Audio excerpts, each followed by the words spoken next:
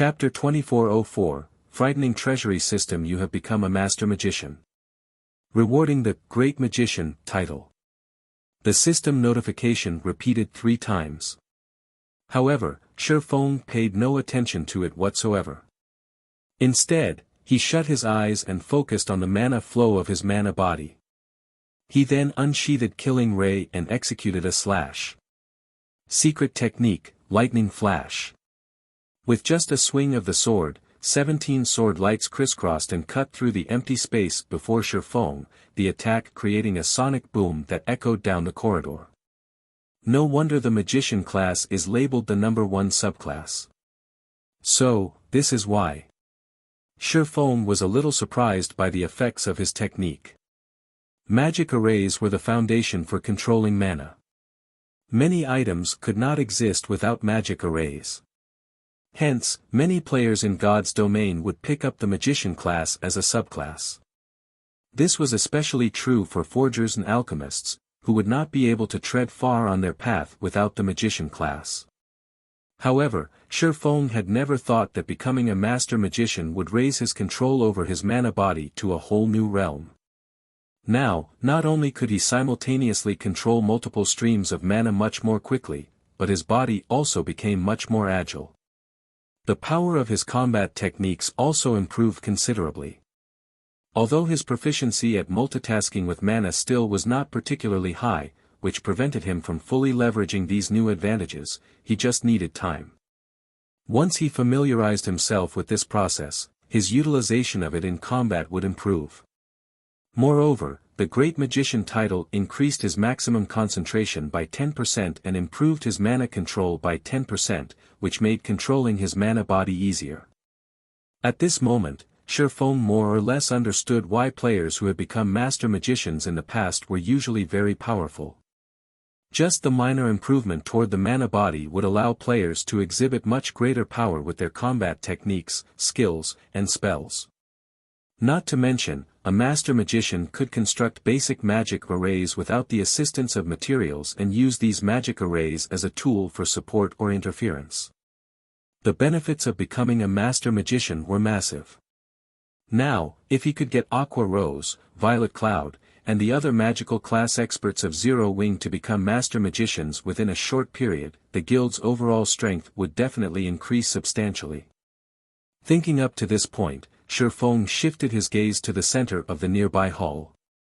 Now that he had decoded the last magic array, the advanced magic array design was already within his reach. So long as he could obtain it, helping Zero Wing's members get promoted to the Advanced Magician rank and, subsequently, the Master Magician rank would be much easier. When Qilin stepped into the hall, the contents of the hall entered his view. The hall was not particularly large, only the size of about 3 basketball courts. However, many magic array scrolls were displayed all over the hall. These magic array scrolls, ranging from intermediate magic arrays to advanced magic arrays, all came in complete sets. Every one of these magic arrays was of the barrier type. Qilin was dumbfounded upon seeing this scene. Barrier-type magic arrays were things that the current powers of God's domain urgently needed, especially intermediate barrier-type magic arrays. Past level 100, monsters at the Grand Lord rank or above would be immune to the effects of basic barrier-type magic arrays. One needed intermediate barrier-type magic arrays or better to suppress them. However, intermediate barrier-type magic arrays were incredibly rare, even Zero Wing had only a few complete sets. Inside this hall, however, there were over 100 sets of intermediate barrier-type magic arrays and as many as 12 sets of advanced barrier-type magic arrays. This was practically a treasury of magic arrays. No wonder nobody was willing to reveal any concrete information about the sacred magic temple's 2nd floor. When Qilin looked at the treasure trove before him, he understood why there had been so little information regarding the sacred magic temple's 2nd floor in his previous life.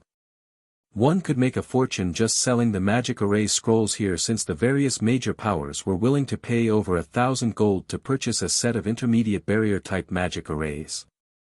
After all, not all guilds possessed as many fine gold guards as Zero Wing did. Meanwhile, without the help of powerful personal guards, raiding a level 100+ Grand Lord was an extremely difficult and costly task. However, with the suppression effects of an intermediate barrier, the raid difficulty would instantly decrease by a large margin. The expert teams of guilds would then have the ability to raid level 100+ Grand Lords. With the scrolls for an intermediate barrier at hand, teams could also start exploring level 100 neutral maps much more boldly, as they no longer had to fear level 100+ Grand Lords. While Shifeng was thinking of sweeping these magic array scrolls into his bag, his gaze still drifted to the golden tome hovering in the middle of the hall. Previously, as he had been too far from the tome, he could only tell that the magic array design was of the advanced standard. Now that he was standing so close to it, he discovered that it wasn't just an ordinary advanced magic array design. Not only was the golden tome enveloped by a dense layer of mana, but it also radiated a faint trace of divine. Although the power of this divine might was negligible and would have no effect on a player's performance, it still signified that the tome was once the possession of a god. Otherwise, it wouldn't have absorbed a god's aura. Following which, Shifeng walked up to the tome to inspect it. This is an ancient magic array design. Shifeng's breathing accelerated when he read the tome's statistics. 12 elemental pillars, ancient magic, advanced magic array, requires at least 12 tier 2 magical classes to cast. Places a seal on all enemies within a 200-yard radius. Effects will improve by 1 grade with every additional 12 casters added. The magic array can be cast by up to 36 casters. Required materials: 1 mana stone, 12 elemental crystals, 12 magic scrolls, and 1 advanced magic scroll. Ancient magic had been lost after the Great Destruction. Although humans had researched new forms of magic after the Great Destruction, the performance of current spells and magic arrays was still greatly inferior to that of ancient spells and ancient magic arrays. This was because ancient magic was taught to humans by the gods. It was not only much more refined but also much closer to the essence of magic. Any player that successfully learned ancient magic would be much stronger than players of the same tier. Magic arrays that applied the principles of ancient magic were also much stronger than those that did not. Only very few ancient magic arrays had been passed down in God's domain. Hence, every ancient magic array was incredibly valuable, and their designs all the more so. The value of an intermediate magic array design that applied ancient magic principles could rival that of fragmented legendary items. Needless to say, advanced versions would be even more valuable. Now that such a design had appeared before Shifeng, how could he not be surprised? For a moment, Shifeng even entertained the thought of attempting the other 2 corridors and securing the magic array designs housed in the halls beyond them. Fortunately, though, his rationality prevented him from doing so. The reason for this was very simple. If even the easiest corridor required a master magician to break through, then the other 2 corridors would definitely demand an even higher standard. At least, those 2 corridors were not challenges that a newly minted master magician like himself could break through for now. He would merely waste his time trying. Read latest chapters at Wuxia World. The materials needed for the 12 elemental pillars are relatively easy to procure. Even the mana stone, which is the most troublesome material to get, is no problem for me. So long as I can mass-produce this magic array, I can definitely raise the performance of the guild's teams by a large margin. At that time, even the superpowers expert teams won't be a match for Zero Wings when it comes to raiding field bosses. Shifeng grew excited as he looked at the design in his hands. In his opinion, even the combined value of 10 fragmented legendary items could not match the value of the 12 elemental pillars design. Guild leader, we're done setting up a teleportation point here. All we need to do is set up a teleportation device in the 10 Saints Empire, and we can teleport here anytime we want, Blackie reported excitedly after contacting Shifeng. Alright. Have everyone get ready. It's time we headed home, Shifeng said, nodding, and started collecting all of the magic array scrolls inside the hall. In less than 10 minutes, he had cleared out the entire hull. He then returned to White River City together with Blackie and the others. Chapter 2405, Changes to the Gravity Mountain Range. White River City, Zero Wing's residence. When Shifeng and the others returned to the guild residence, an unusually depressing atmosphere greeted them. Now, less than 100 players stood in line to take the recruitment test to join Zero Wing. The guild members in the residence only seemed to reanimate as Shifeng and his companions entered the guild hall. They were all excited for their guild leader's return. It's the guild leader. The guild leader is back. This is wonderful. Boss Blackie and the others have returned as well. The several hundred players in the hall ran up to Shifeng and his team to welcome them back. When Liang Jing, who was working in the lobby, saw the group, she ran over, just as elated. Guild leader, you've finally decided to come back. Liang Jing breathed a sigh of relief. I didn't know what I was going to do if you hadn't returned soon. Why does the guild suddenly seem so disheartened? What happened while we were gone?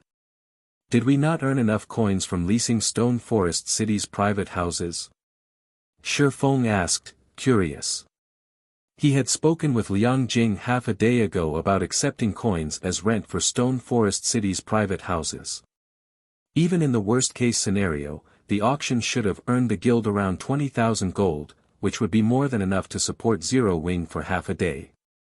Zero Wing had other income sources, after all. Even if the guild were restricted in the Dark Knight Empire, Zero Wing shouldn't have had a problem holding on for another 5 or 6 days.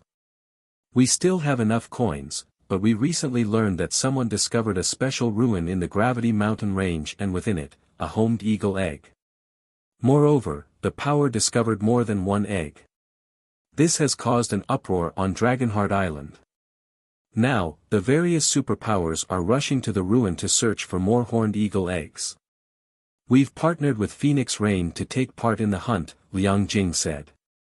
Anxiously, she continued, however, Warblood and Starlink have begun to cause more trouble. They're doing all they can to hinder our progress in the ruin. We thought it best to send Fire Dance and the other recently promoted Tier 3 players to lead the guild's level 100+ experts to the Gravity Mountain Range as reinforcements.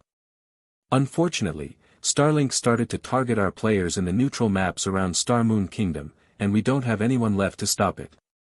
Horned eagle eggs. Liang Jing's report left Shifeng a little confused. He had never considered that the Gravity Mountain Range would be home to horned eagle eggs. He certainly hadn't heard of such a thing in his previous life.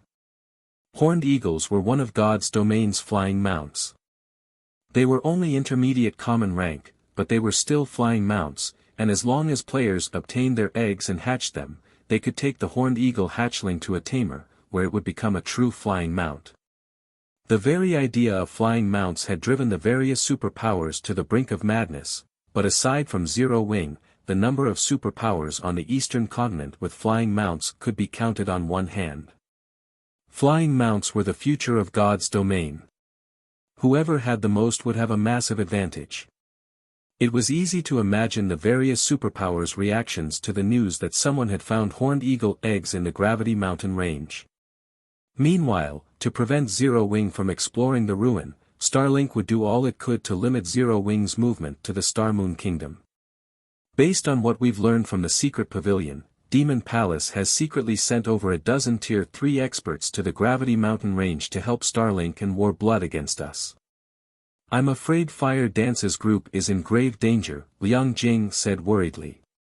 By now, some of the various superpowers experts had completed their Tier 3 promotion quests, and although Zero Wing had the most right now, it couldn't take on multiple superpowers at once. In that case, let's split up into 2 groups, Shifeng said as he turned to Kola and the others. Kola, Turtledove, Shadow Sword, you 3 will follow me to the Gravity Mountain Range. Tianxing, you'll lead the rest of the team to deal with those bastards hunting our players in the neutral maps nearby. It's too dangerous for just the 4 of you, guild leader. You should take more people with you. Starlink isn't the only power in the ruin. Many superpowers are heading there as we speak, Liang Jing hurriedly advised Shifeng. Shifeng was the guild symbol. They couldn't afford for something to happen to him, and at this point, he no longer had the advantage of being the game's only Tier 3 player. Zero Wing couldn't afford to be as relaxed as it had been. Relax. No player should even dream of getting near the guild leader with the three of us around. Kola declared, grinning as he patted his chest. But, Liang Jing gave Kola and the other two a worried look. Times had changed. Kola and his team had been busy on a quest, so they had no idea how much God's domain had changed while they've been gone. Rest assured, Big Sis Jing. We've grown a lot stronger, Shadow Sword said, nodding his agreement with Kola's statement. They had not just been wasting time in the Demon Wolf Mountain range. They might not be a match for a monster like Yulunium, but they were definitely strong enough to deal with new Tier 3 players. Alright, enough chatting. Everyone, let's get to work, Shifeng said. He could not help but shake his head and chuckle at Kola and Shadow Sword's confidence. He then turned back to Liang Jing, saying, I need you to purchase elemental crystals and magic cores in bulk. I have an important use for them. If you don't have enough money, sell these intermediate magic array scrolls. I'm sure they'll fetch a high price. As he spoke, Shifeng retrieved the 100+ sets of intermediate magic array scrolls he had obtained from the sacred magic temple and handed them to Liang Jing. Although the guild had quite a few elemental crystals and magic cores in stock, it didn't have nearly enough for him to exploit the 12 elemental pillars design. When she saw the scrolls, Liang Jing was stupefied. Do you really want me to sell all of these intermediate barrier scrolls, guild leader? Liang Jing had to ask. At this stage of the game, there were very few Tier 3 players in God's domain. Most of the players in level 100 neutral maps were still at Tier 2. However, exploring level 100 neutral maps was a major challenge for Tier 2 players, especially when it came to Grand Lord ranked bosses. Unfortunately, players needed to hunt these Grand Lords to obtain better equipment. Without strong enough equipment, players would have no hope of completing their Tier 3 promotion quests.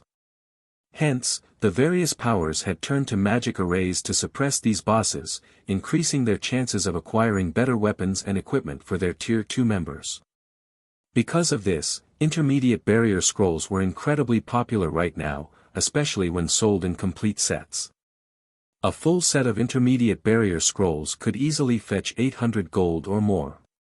Emicham. I've obtained an advanced barrier-type magic array design, so we don't need these anymore, but don't sell too many at once. Post them for sale one by one, Shifeng said. Intermediate barriers were valuable, but they couldn't compare to the 12 elemental pillars. Furthermore, this was the best time to sell intermediate barrier scrolls. As more players reached Tier 3, these scrolls would become less valuable.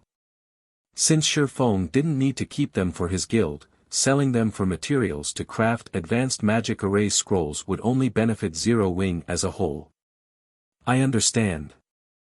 I'll start posting them in the various kingdoms and empires' auction houses, Liang Jing said, her eyes glowing with excitement. She hadn't expected Shifeng to return with such an abundant harvest. An advanced barrier-type magic array design. With such a design, Zero Wing could produce as many advanced barrier scrolls as it wanted. With an advanced barrier, a team of Tier 2 players would even have a chance of defeating a level 100+ Grand Lord ranked archaic species. Liang Jing left to carry out Shifeng's orders. Shifeng, on the other hand, hurried toward the Gravity Mountain range with Kola, Turtledove, and Shadow Sword. The Molten Canyon, located within the Gravity Mountain Range's core region, was crowded with players.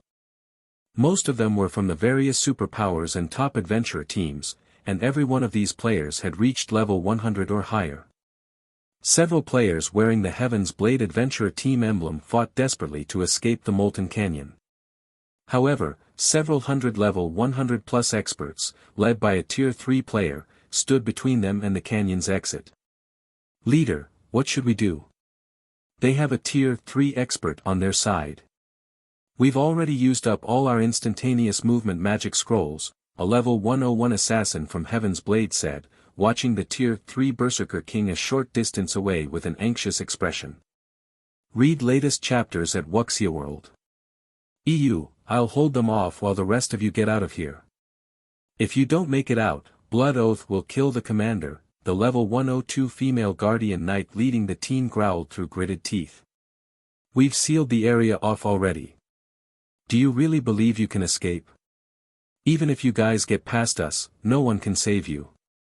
No one can stop War Blood in the Gravity Mountain range, the Tier 3 Berserker King shouted, sneering at Heaven's Blade's members. The Heaven's Blade's players despaired. The Berserker King had only spoken the truth. The War Blood adventure team had evolved. With the help of Starlink and Demon Palace, War Blood had become Dragonheart Island's #1 adventure team. Even if they managed to break past War Blood's blockade and got far enough to ask for help, no one would help them. However, the moment the Berserker King finished his gloating, everyone in the area heard a deep voice. Is that so? And what if Zero Wing gets involved? Chapter 2406, Shock. As the question echoed throughout the canyon's exit, everyone fell silent. None of them had ever thought someone would willingly stand against War Blood, and they all spun toward the origin of the voice. 4 figures, 3 men and a woman, entered the canyon. They had all hidden their information under black cloaks, and the group's leader, a man who looked to be around 30 years old, walked into the canyon as if he hadn't sensed the tense atmosphere surrounding the adventure team groups. Zero Wing. 4 players. Are these people tired of living? Zero Wing's members must be insane. Shouldn't they be mindful of the time and place if they want to challenge War Blood?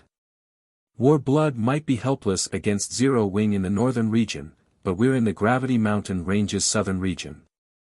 More than half of War Blood's members are in the area.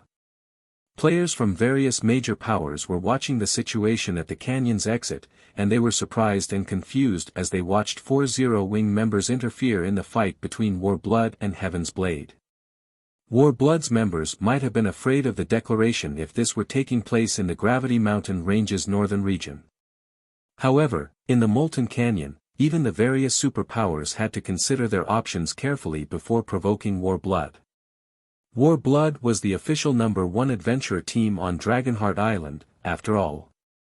Even if Zero Wing's members were hellbent to poke their nose into the matter between War Blood and Heaven's Blade, they should at least compare the two sides' numbers. A total of 600 War Blood members blocked the canyon's exit, and every one of them was level 100 or higher. In contrast, Zero Wing had only sent 4 players to interfere. Zero Wing's audacity even rendered Heaven's Blade's members speechless, not to mention the spectators from the various major powers. Everyone thought Zero Wing was playing with fire. Although they were grateful that Zero Wing's members had stepped in, those 4 players really should have considered how outmatched they were before they had interrupted. You Zero Wing players sure are bold. You dare spout such nonsense before our team leader, Remnant. You must be tired of living, a level 102, Tier 2 Ranger mocked, sneering at Shifang's group. Their commander had long since ordered all of the adventure team's members to kill any Zero Wing members on sight. Unfortunately, since Zero Wing held the northern fortress and could use return scrolls to teleport to it, War Blood's members had found their targets difficult to ambush in the fields. However, War Blood's team had sealed off the Molten Canyon. Not only was communication with the outside world impossible, but they had also rendered teleportation tools, such as return scrolls, unusable. Killing any Zero Wing members they encountered would be a piece of cake. Remnant. We are your targets. There's no need to involve outsiders. If you think you can take me, let's fight. I want to see how strong you've grown after becoming a Berserker King for myself. Cleansing Flame, the female guardian knight leading Heaven's Blade's team, shouted to Remnant Snow, the Berserker King leading War Blood's team. She knew that escape was no longer possible for her team. Aside from how badly outnumbered they were, Remnant Snow was more than powerful enough to annihilate her entire team. She had already witnessed the strength of Tier 3 players, and she knew that Tier 2 players had no hope against them. She was grateful that Zero Wings members were so willing to help her, but she couldn't let them die for their good intentions. "You actually think you qualify to challenge our leader to a one-on-one match, Flame?" the level 102 ranger from Warblood disdainfully asked Cleansing Flame. "You might be strong, but our leader has already reached Tier 3. Even your vice commanders would have to think twice before challenging him.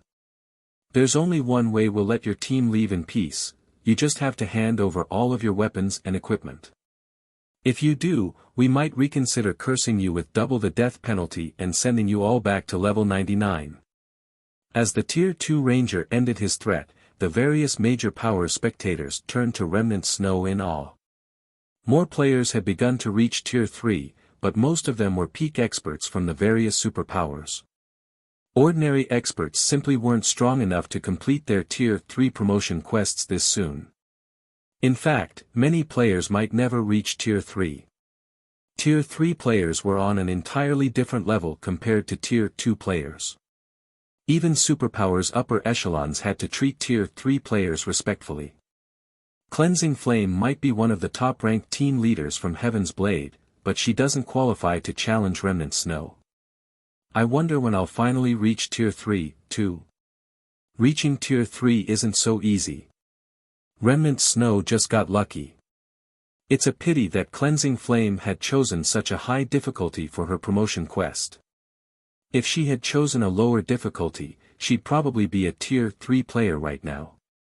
Cleansing Flame and those 4 Zero Wing members are dead for sure. Against a Tier 3 Berserker King, even a 100-man team of Tier 2 experts is nothing but cannon fodder. The various major powers experts couldn't help their rueful sighs as they watched Cleansing Flame and her team. Times had changed, and it was no longer the era of Tier 2 players. The time of quantity over quality had ended. This era belonged to Tier 3 players, and before them, Tier 2 players were nothing. A Tier 3 expert could even take out Tier 2 Apex experts in just a few moves. As Cleansing Flame waited for Remnant Snow's reply, she noticed that the Berserker was staring at the leader of Zero Wing's small group with a foreboding look on his face. It piqued her curiosity. "Is something wrong, leader?" the Tier 2 Ranger asked, giving Remnant Snow a strange look. Normally, Remnant Snow was quite outspoken. He had recently been promoted to team leader in Warblood, in addition to reaching Tier 3. He was now one of the candidates to become one of the adventurer team's new vice commanders. This was the prime of his life. Why else would he have been so arrogant in his exchange with Cleansing Flame? However, before the Tier 2 Ranger could continue, Remnant Snow pulled away from his team and approached Zero Wings players.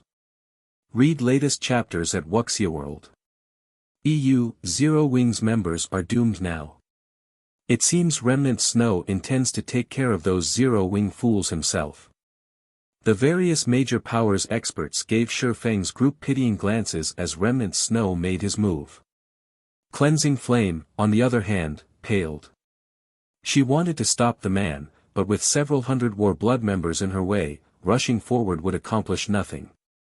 Just as the spectators expected Remnant Snow to attack, the man in question expressed his respect for Shifeng as he reached Zero Wing's 4 players. "Guild leader Black Flame, you jest. How could I show such disrespect to your request?" "We'll allow them to leave," Remnant Snow said. He then barked an order for Warblood's members to open a path for Cleansing Flame and her team to leave the Molten Canyon unhindered. Chapter 2407, Hidden Terror. When Remnant Snow commanded his team to give way, both the spectating experts and Heaven's Blades members were stupefied. What was going on? Had Remnant Snow hit his head at some point? Even Warblood's members gaped at Remnant Snow. They even wondered if this were some impostor. Why else would he show respect to Zero Wing's guild leader? Warblood had an irreconcilable feud with Zero Wing, and the two organizations frequently clashed in the Gravity Mountain range. Although Zero Wing's guild leader was a Tier 3 player, Remnant Snow was a Tier 3 Berserker King. He shouldn't have any reason to treat Shifeng respectfully. Not a single player watching the scene could understand why Remnant Snow behaved as he did. Are you deaf? Why aren't you moving? Remnant Snow snarled as his team members stared at him. Seeing his rage, Warblood's members followed their orders and opened a path for Cleansing Flame's team, regardless of how confused they were. When the watching experts saw this, they were utterly flabbergasted. At first, they had wondered if they had misheard Remnant Snow, but after watching Warblood's members move aside and let Cleansing Flame's team pass, they had to accept the odd situation as fact. I'll thank you in their place then, Team Leader Remnant. I still have other matters to deal with, so I'll be heading out, Shifeng said. Remnant Snow's behavior had surprised him, too, but since the man had taken a step back, it'd be in poor taste if Shifeng escalated the situation. Thus, he decided to continue on his way into the Molten Canyon after a polite response. Remnant Snow couldn't help but breathe a deep sigh of relief as he watched Shifeng's group walk off. Others might not realize how powerful Shifeng was, but he had experienced the swordsman's astonishing might for himself. Shifeng had caused a huge scene on Tranquil Mine Island even before he had reached Tier 3. He had then slain Blood Oath, who had been protected by several of his bodyguards and one of the adventure team's vice-commanders, within the Dragon Phoenix Pavilion's residence. And yet, Shifeng had still slain Blood Oath. The swordsman was inhumanly strong. Now that Shifeng had reached Tier 3, he had undoubtedly become even more terrifying. Remnant Snow had no wish to provoke such a monster. Even among Tier 3 players, there were still differences. Reaching Tier 3 did not grant invincibility. Are we really letting them go, leader? The higher-ups have made it clear that we are under no circumstances allowed to let Cleansing Flame's team leave the Molten Canyon, the Tier 2 ranger whispered to his team leader. Even if Black Flame is Tier 3, there are plenty of us here, and we have a battle array. Do we really have to fear Black Flame? Tier 3 players were powerful, but that did not mean that Tier 2 players had no way to retaliate. Even if they couldn't defeat a Tier 3 expert, they could put up a good fight with their 100-man, large-scale battle array. If Remnant Snow joined the fray, it wouldn't be impossible to defeat Shifeng. Yet, Remnant Snow had ordered them to allow Cleansing Flame's team to leave without a fight. Warblood's upper echelons definitely wouldn't tolerate this insubordination. That is true. I am confident that I could hold my ground against Black Flame with the help of a battle array, but do you truly believe that he's only a Tier 3 player? Remnant Snow said as he rolled his eyes at his vice-team leader. Didn't you see the 3 players behind him? Even if they are all Tier 3 players, we can buy enough time for our other Tier 3 experts and Starlink's Tier 3 experts to arrive. Winning that battle isn't necessarily impossible, the ranger insisted. Although Tier 3 players were still rare at this stage, Warblood and Starlink had a few. Surrendering without a fight would tarnish Warblood's reputation. So what if they make it here? Remnant Snow shot back, chuckling.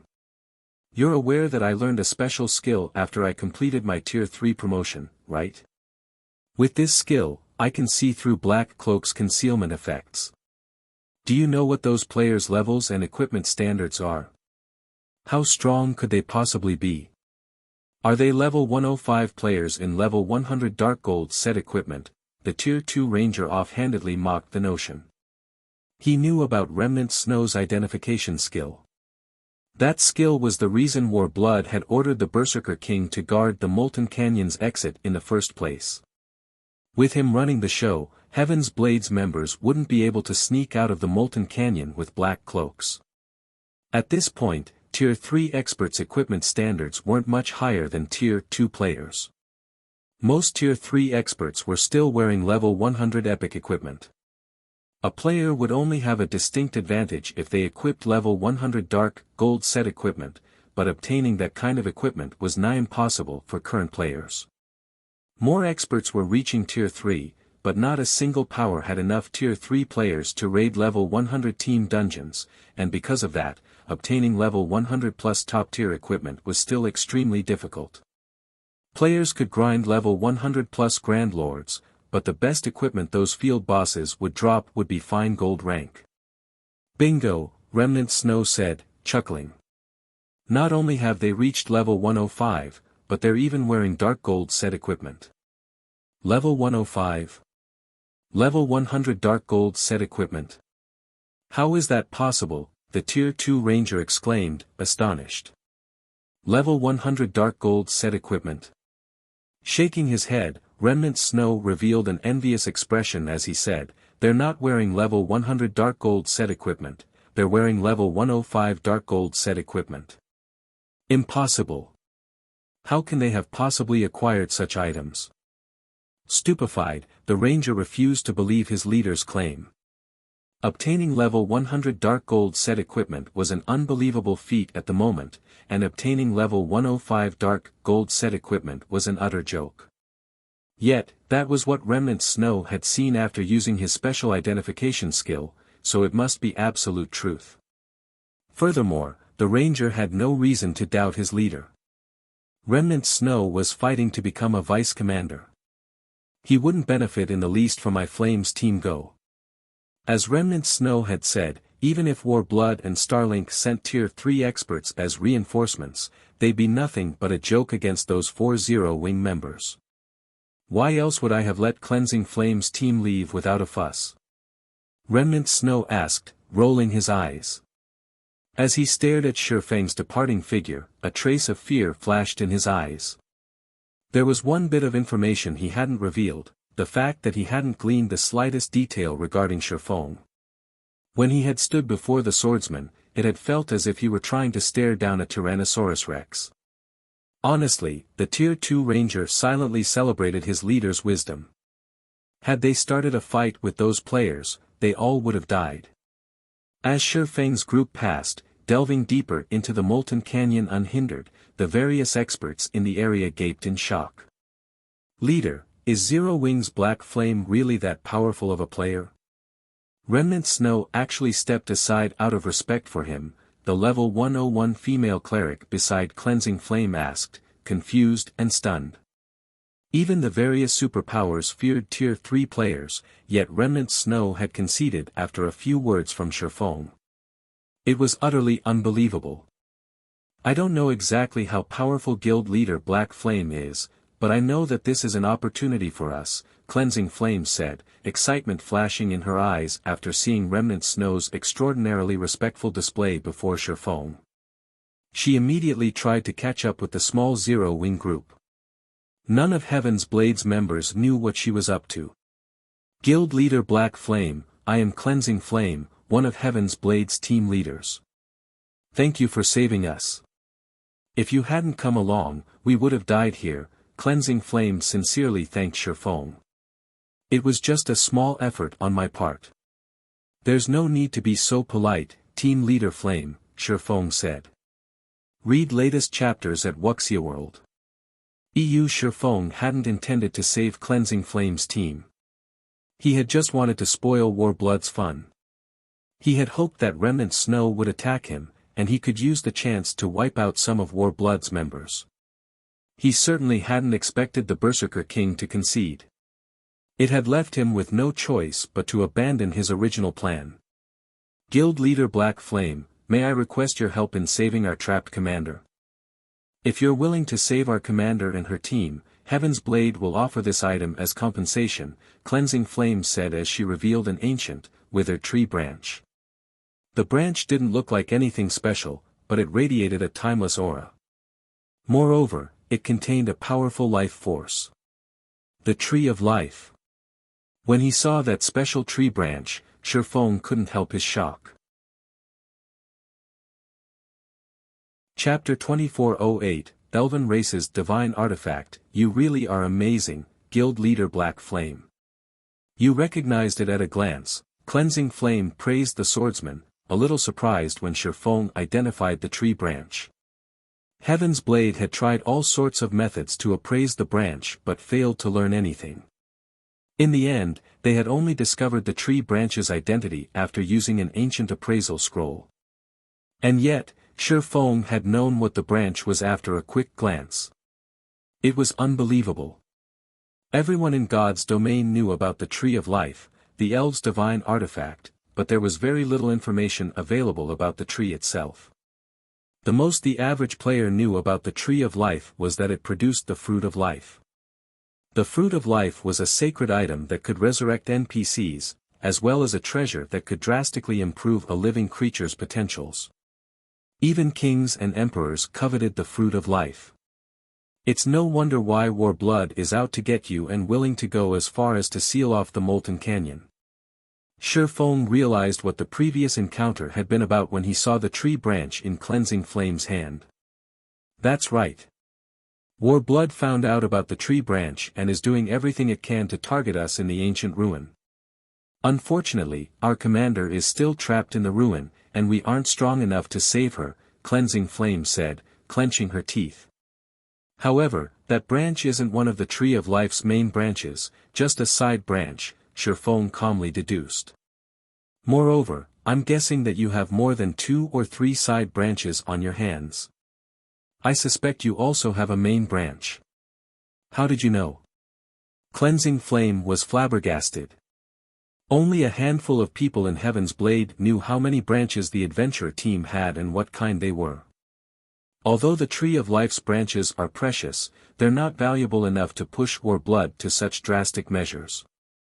Besides, your willingness to offer a side branch as payment tells me that you have many more, Shifeng explained.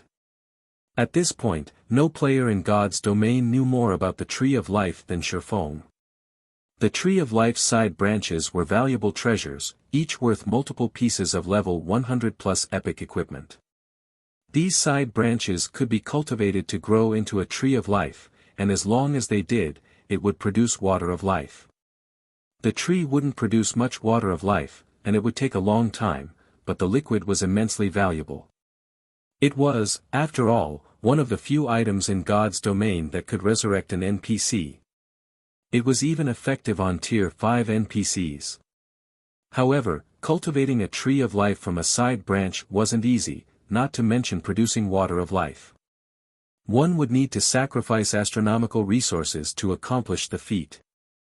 Even if Warblood wanted the side branch, it wouldn't be desperate enough to seal off the Molten Canyon to get it. The only explanation was that Heaven's Blade had acquired one of the Tree of Life's main branches. The main branches were extraordinary and even more valuable than ordinary legendary items.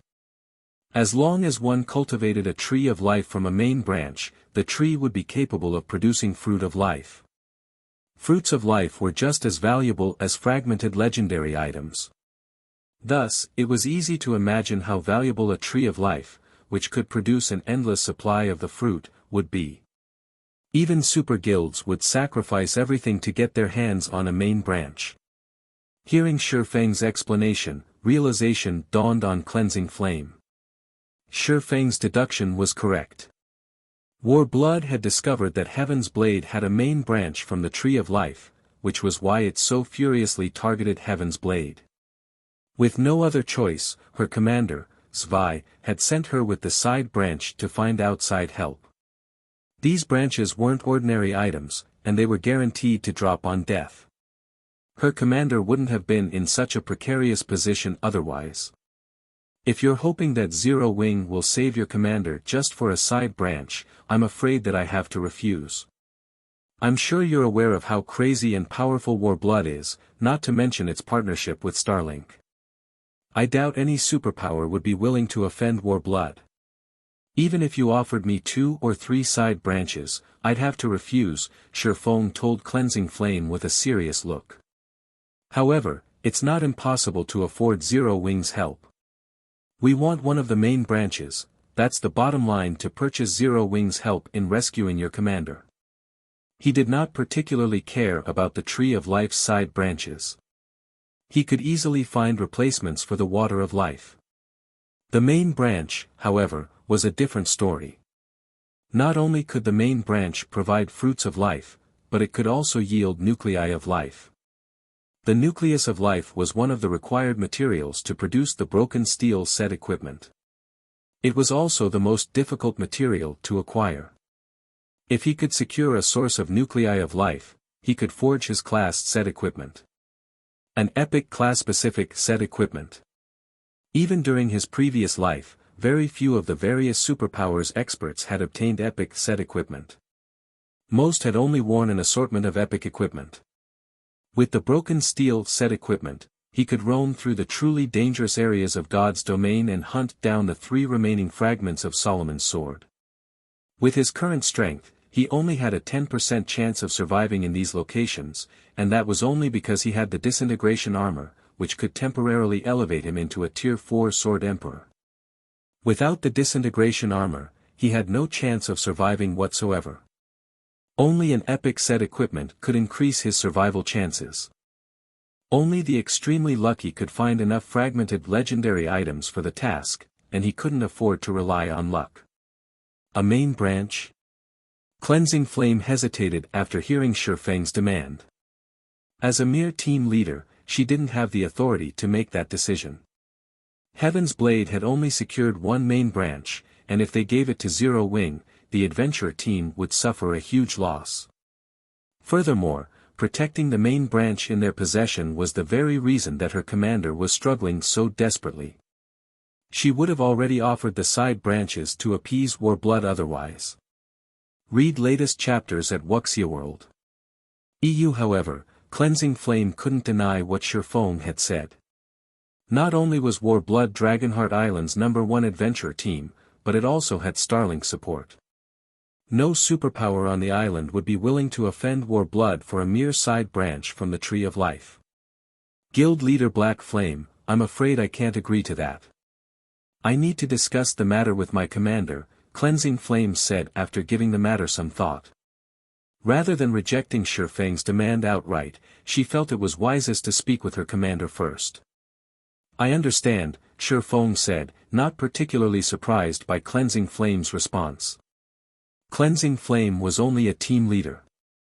How could someone of that rank possibly have the authority to make such an important decision? With Shifeng's agreement, Cleansing Flame logged out of God's domain to contact her commander offline. The offline messenger was the only way to communicate within Heaven's Blade now that Warblood had sealed off the Molten Canyon. Chapter 2409, Thunder Eagle Reappears Molten Ruin. Inner Corridor, a team with fewer than 50 members fended off 2 level 106 Grand Lord ranked Guardian Knights while desperately trying to retreat toward the Molten Ruins Inner Corridor. Although the team had so few members, as many as 8 of them were Tier 3 experts, including the female Guardian Knight that stood 1.9 meters tall and single-handedly held her ground against the 2 Grand Lords. She wore black and white runic armor, carried a shield engraved with dark runes in one hand, and wielded a 2-handed sword in the other.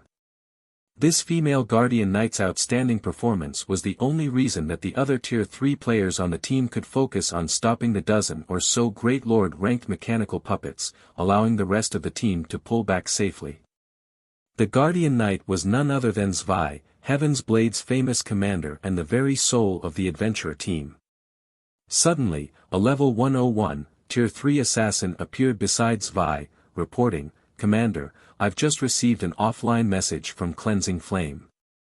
She says that she ran into Zero Wing's guild leader, Black Flame. After negotiations, Black Flame stated that his price for rescuing us is one of the Tree of Life's main branches." The team members fell silent when they heard the assassin's statement. "What a big appetite," a level 102, Tier 3 berserker snarled. "We're fighting so desperately to survive in the main corridor to protect the main branch, yet Zero Wing wants it in exchange for saving us. If we just give it to Zero Wing, we'll have wasted all of our efforts." "That's right. We might as well offer it to Warblood or some other superpower.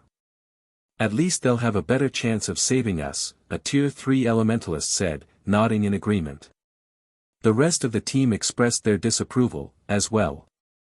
They had gone to great lengths to protect the main branch. There was no way they'd hand it over to Zero Wing. If they had to give it away in exchange for their safety, they'd be better off making a trade with a true superpower. They'd be far more confident of a superpower saving them than Zero Wing. "Shadow, what do you think of this?" Zwei asked the Tier 3 assassin next to her. When she spoke, Zwei's voice sounded sacred, and the entire team quieted down. Everyone perked up and waited to hear their vice commander's opinion on the matter. I'm afraid that keeping the Tree of Life's main branch will be too much of a challenge for us, Commander, and the side branches aren't nearly attractive enough to the various superpowers. No one will offend Warblood for a few side branches, Divine Shadow, the Tier 3 assassin, said. However, I think we'll have more options if we use the main branch as a bargaining chip. What do you suggest we do? Zwei asked calmly. We definitely cannot allow Warblood to benefit from our work. Zero Wing's help is negligible, as well, and we can't rely on most superpowers.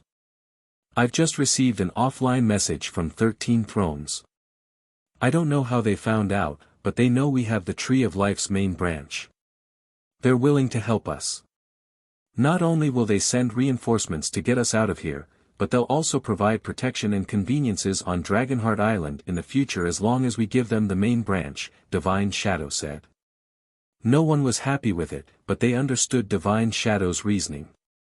The Molten Ruin was extremely dangerous. Although Dragonheart Island's various superpowers were here to find horned eagle eggs, most of them couldn't get past the ruin's outer region. Very few superpowers were strong enough to explore the inner region. Heaven's Blade's team had only managed to make it that far by relying on special means. Although Zero Wing's peak combatants were no weaker than those from the various superpowers, if the superpowers couldn't set foot in the inner region, Zero Wing's experts wouldn't be able to either. 13 Thrones was their only reliable option now. After listening to her vice commander's view, Zwei fell silent as she considered her options. Her team waited silently for her decision, but they wouldn't hesitate to follow their commander's orders, regardless of what she decided.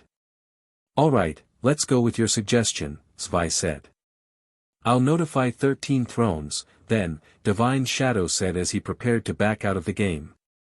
Notify Cleansing Flame as well. Tell her that if Zero Wing can reach us first, Heaven's Blade will offer Zero Wing the main branch.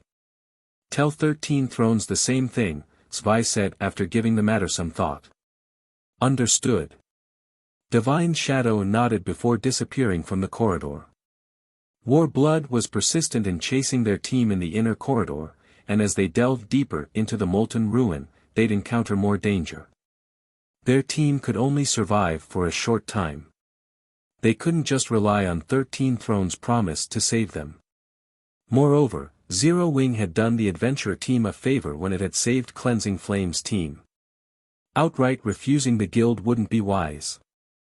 Although Zero Wing had a slim chance of reaching their team, at least it had a chance to compete against 13 Thrones with equal conditions. Once Divine Shadow had logged out, he notified Cleansing Flame and 13 Thrones representative of Zwei's decision. Whichever guild reached Zwei's team first would become Heaven's Blade's business partner. Meanwhile, Shifeng and his entourage rested in a dense forest within the Molten Canyon while they waited for Cleansing Flame to log back into God's domain. Guild leader Black Flame, if you can reach our commander before 13 Thrones, she'll agree to your demands. I hope you can understand, Cleansing Flame apologized after returning to the game. Naturally, 13 Thrones had more members in the Molten Ruin than Zero Wing. The superpower had long since dispatched a large force of experts to the ruin to search for homed eagle eggs. In fact, it had been the first guild to send experts into the Molten Ruin's inner region. Ordinary expert teams had no place in the Molten Ruin's inner region. Even with more than 20 Tier 3 experts leading its team, 13 Thrones had taken nearly 3 hours to reach the inner corridor. The monsters that guarded the path to the inner region were immensely powerful, and ordinary superpowers were utterly powerless against them. Heaven's Blade's team had only reached the inner region by relying on special means. In contrast to 13 Thrones' team, which was already in the area, Zero Wing's main force hadn't even gathered in the Molten Canyon yet. By the time the team arrived, 13 Thrones would have secured her commander's team. Shifeng had saved her team, but Cleansing Flame knew she couldn't change her commander's mind. This concerned the adventurer team's survival, after all. I understand. The survival of your adventure team comes first. Commander Zvi has made a wise decision, Shi Feng said, chuckling. He knew what Heaven's Blade was trying to pull. I just want to clarify, you're saying that if Zero Wings members reach your commander and rescue her first, she'll hand us the Tree of Life's main branch, right? I believe that's the case. The question confused Cleansing Flame a little, but she nodded after finding no flaws in Shi Feng's statement. That will make things simple, Shi Feng said, smiling. Would you be willing to sign a contract with Zero Wing regarding this matter? Read latest chapters at Wuxia World. EU, simple. Cleansing Flame was even more confused, but she agreed to sign the contract. Her commander had already agreed to the conditions, and there was no harm in her representing her commander and adventurer team on the contract. Cleansing Flame and Shi Feng signed a contract while one of her subordinates reported back to Heaven's Blade's commander. Since that's taken care of, let's go, Shi Feng said, satisfied with the contract. Go. Go where? To save your commander, of course, Shi Feng said, smiling. He then took out the Thunder Eagle's summoning flute and summoned the flying mount. A gigantic eagle with a wingspan of over 20 meters appeared above the forest with a deafening screech that echoed throughout the Molten Canyon. Chapter 24:10, Rescue Team. The surrounding players immediately noticed the Thunder Eagle's appearance. A flying mount. What a powerful flying mount. Based on its aura, it's as strong as a level 100 Great Lord. Too cool. When will I get to ride a flying mount like that? The various major powers fell into a heated discussion when they noticed the Thunder Eagle, visibly envious. If not for the fact that summoning flutes occupied a bag space and had an abysmally low chance of dropping, they would have charged forth to try to steal the flying mount. So, this is the rumored Thunder Eagle? Cleansing Flame stared at the massive bird of prey as it descended. Although the various superpowers, Heaven's Blade included, were searching for homed eagle eggs in the Molten Ruin, none of them had a clear idea of what a flying mount was. They had only ever seen the creature on a video. Seeing the Thunder Eagle in person, Cleansing Flame thought it was even more majestic than a private plane. Hop on. There are too many monsters on the way. We'll get there faster by air, Shi Feng invited Cleansing Flame on the Thunder Eagle's back after jumping on himself. Although the Molten Canyon was a dangerous area, players could fly if they had the means. Shi Feng had only refrained from using his flying mount because of how incredibly conspicuous it was.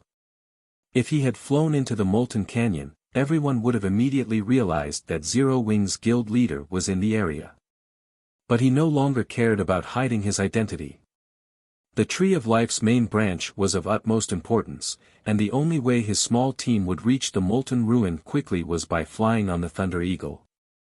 Moreover, since War Blood had sealed off the Molten Canyon, players within the canyon couldn't use their in-game communication system, which made it easier for Shi Feng to hide his tracks. With Shi Feng's invite, Cleansing Flame and the few surviving members of her team climbed aboard the magnificent Thunder Eagle. Once everyone was on its back, the Thunder Eagle flapped its wings and swiftly ascended several hundred meters into the air. It then flew straight toward the Molten Ruin. This flying mount is amazing, leader. If we could get a few for ourselves, our leveling speed would skyrocket. A level 101 assassin beside Cleansing Flame exclaimed as he watched the scenery pass below him. Indeed. With this movement speed and maneuverability, reaching distant level 100+ maps would be a lot easier, Cleansing Flame agreed, nodding. As she glanced down at the level 100+ monsters roaming the forest below, she, more or less, understood how beneficial a flying mount could be. It also explained how Zero Wing had become so powerful. If they had the help of a flying mount, they could explore and grind in a level 100 neutral map twice per day. They could spend nearly double the time grinding than if they traveled via land mounts. It was no wonder how Zero Wing had nurtured so many Tier 3 players so quickly. On the Thunder Eagle's back, the trip that should have taken them 2 hours was over in a dozen minutes or so. During that time, Cleansing Flame and her teammates had felt as if they were dreaming. It had taken them a lot of effort and plenty of sacrifice to fight their way from the Molten Ruin to the Molten Canyon's exit, yet without enduring a single battle, they returned to the ruin. They had even recovered some of their stamina during the trip as if their earlier battles had been nothing more than a passing dream. Guild Leader Black Flame, our adventurer team has thoroughly explored the Molten Ruin's outer region, so we know the path to the inner area. We can guide you there. We also have plenty of members stationed on the path to the inner area, so they should be able to help, Cleansing Flame suggested. Shifeng had saved her team, so she owed him a big favor. Since he intended to race 13 thrones to her commander, she would help him in whatever way she could. Moreover, they'd have a greater chance of victory with more players if they stumbled across Warblood's members. I'll have to trouble you, then, Shifeng said. I'll contact them now. They should be assembled by the time we reach the cavern that leads to the inner region, Cleansing Flame replied. She then instructed one of her team members to log off and notify Heaven's Blade's other members within the Molten Ruin's outer region. Cleansing Flame then directed Shifeng and his entourage to the entrance of the Molten Ruin's inner region. In the Molten Ruin, even full teams of level 100 plus experts in level 100 mysterious iron equipment risked a team wipe. The outer area was crawling with level 100 Great Lord ranked blue-eyed spiders. A team would occasionally come across level 100 Grand Lord ranked demonic flame spiders, as well. These monsters were a major challenge for Tier 2 players. The blue-eyed spiders weren't a big issue, but only death awaited them if they ran into the demonic flame spiders. Fortunately, Cleansing Flame's team had long since familiarized themselves with the outer region, and they guided Shifeng's team around the Grand Lords. At most, the group dealt with a few blue-eyed spiders on the way. Shifeng's group hadn't even needed to lift a finger throughout the journey. Cleansing Flame and her team members used traps to slow the blue-eyed spiders down, which allowed the group to escape the monster's pursuit. After just half an hour, Shifeng and the others arrived in a town-sized cavern. Azure crystals decorated the cavern ceiling, radiating a blinding light that illuminated the cavern. A steel tunnel that was more than a dozen meters across led out of one corner of the cavern. A frightening aura seeped from the tunnel, and Shifeng and his companions could even sense it from several hundred yards away. The aura was extraordinary. A Tier 1 player wouldn't even be able to approach the tunnel, and Tier 2 players would feel extremely uncomfortable as they got near, with the aura partially restricting their movements. However, quite a few players had gathered at the mouth of the tunnel. Shifeng counted more than 10,000 players with a rough glance, all of which were from the various superpowers expert teams. These players were high-leveled and well-equipped. Quite a few of them were even peak experts, wearing multiple pieces of epic equipment. Shifeng also spotted several dozen Tier 3 experts. Among the players, Shifeng noticed a team wearing capes with Heaven's Blade's emblem. The team wasn't particularly large, with only a little over 100 members, but their equipment standards were very high. Many of the team members were experts in level 100 secret silver equipment. The team was also one of the more eye-catching groups standing near the tunnel. You Luo. You guys sure got here quickly. We've rushed here as fast as we could, yet you still beat us, Cleansing Flame said to the Tier 3 female cleric leading Heaven's Blade's team in greeting. The female cleric was delicate and pretty. Although she had a small frame and looked harmless, none of Heaven's Blade's experts dared to look down on her.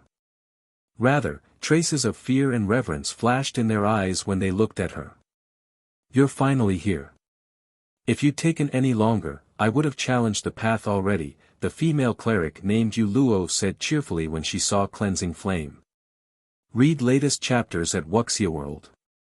EU, Guild Leader Black Flame, let me introduce you. This is Yu Luo, Heaven's Blade's chief cleric. She is one of the top 5 clerics on Dragonheart Island, Cleansing Flame introduced. Yu Luo, this is Guild Leader Black Flame. Guild Leader Black Flame is amazing. He even convinced Remnant Snow to spare us with just a few words. "Greetings, Guild Leader Black Flame," Yu Luo said. After hearing Cleansing Flame's introduction, she gave Shifeng a careful, evaluating look. A moment passed, and she got straight to the point, asking, "May I know when your team will arrive? Our commander's situation isn't looking good. I'm not sure how much longer they can evade Warblood's pursuit. I'd like to move out as soon as possible." In consideration for the team in the Molten Ruin's outer region, Zwei had instructed Yu Luo to remain in that area. As a result, Yu Luo hadn't been able to help her comrades when Warblood's experts had attacked. If the inner corridor hadn't been so dangerous, even for the various superpowers' main forces, she would have long since rushed to her commander's aid. "Commander's aid. My team's here already. We can get moving when you're ready." Chapter 24:11, Commotion at the Molten Ruin. Shifeng's statement stunned Heaven's Blade's members. Even Cleansing Flame and her team, who had led Shifeng to the cavern, stared at him in shock, not to mention Yu Luo and her people. The passage to the Molten Ruin's inner area was incredibly dangerous. Even superpowers sent teams of several hundred main force members to ensure the team survived the path, and their survival still wasn't certain. The superpowers teams that had made it through the path had merely gotten lucky. Cleansing Flame had assumed Shifeng must have notified Zero Wings members within the Molten Ruin to join them. She had never thought that he intended to enter the ruin's inner region with just his 3 companions. It was utterly insane. "Do you know how dangerous this passage is, Guild Leader Black Flame?" Yu Luo asked after taking a moment to calm down. Seeing his serious expression, she continued, "Even the superpowers teams, which have 400 main force members, have less than a 50% chance of surviving the trip through the passage. If you really intend to go in there with just 4 people, I'm afraid that I cannot accompany you." If Shifeng hadn't done Heaven's Blade a favor by saving Cleansing Flame, Yu Luo would have likely erupted at him. Because of Warblood, her team was already in a tight spot. She had only agreed to take the risk of returning to the passage because she had heard that Zero Wings guild leader was willing to save her commander. Due to that decision, her team had suffered several dozen casualties. And now, Shifeng insisted that he only intended to rescue her commander with 4 players as if the Molten Ruin were his own backyard. "It's a pity that team leader Yu Luo isn't willing to come with us. Kola, get ready. We're heading in," Shifeng said, unfazed by Yu Luo's response. "Understood." Kola was excited to head out, and without hesitation, he approached the tunnel's entrance. Helplessly, Turtledove and Shadow Sword followed after him. Heaven's Blade's members were again dumbfounded as they watched Zero Wings members. They hadn't actually thought Shifeng was serious about going in with just 4 players. "Yu Luo, you went too far. Guild leader Black Flame is only entering the inner area to save our commander," Cleansing Flame hissed. "Moreover, he's only recently arrived in the Molten Ruin. He doesn't know much about the ruin yet." This disagreement didn't bode well for either side. Yu Luo wanted to rescue her commander as quickly as possible, and that would be easier with more allies, especially if those allies were Tier 3 experts like Shifeng and his comrades. However, since Yu Luo had taken her stance, Shifeng's group wouldn't want to work with her team. "I understand what you're trying to say, but you know that reaching the inner area is impossible with 4 players. It'd be better for us to look for other options, rather than waste our time trying," Yu Luo growled back as she watched Shifeng's departing figure. Sneering, she continued, "I know a little about Black Flame, too. He has relied on his advantage as a Tier 3 player to suppress the various superpowers, but times have changed. Not a single superpower doesn't have a Tier 3 player now, yet most of them still can't get through that tunnel. Since Black Flame is so insistent, we should let him find out how dangerous that tunnel is. Once he hits a wall, he'll realize that he has to cooperate. If we don't, and he still insists on taking the lead, we'd be lucky if Zero Wings members aren't just extra baggage." Yu Luo acknowledged that Shifeng was a powerful individual, but they were talking about venturing deeper into the Molten Ruin, which was even more dangerous than level 100 neutral maps. If Shifeng had shown up with a large number of Zero Wing's main force members, there wouldn't have been an issue, but he had only arrived with 3 companions, and Yu Luo refused to let him take charge. When her commander's team had entered the inner region, or blood hadn't sealed off the Molten Canyon yet, and she had received plenty of information about what to expect in that area. She wouldn't allow Shifeng to lead her team blindly. "Alright, stay here then. I'll lead the way for them," Cleansing Flame said, sighing. Although Yu Luo had a point, she was responsible for asking Shifeng to save their commander. She couldn't abandon Zero Wing. She walked away from her fellow team leader and followed Shifeng's group to the tunnel. "Cleansing Flame is too soft. How are those 4 from Zero Wing going to listen to us if we don't let them suffer a little?" Yu Luo shook her head in exasperation as she watched Cleansing Flame walk off.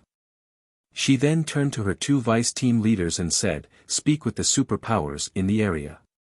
Tell them that Heaven's Blade will offer information about the passage, and we're willing to work with them to get to the inner corridor."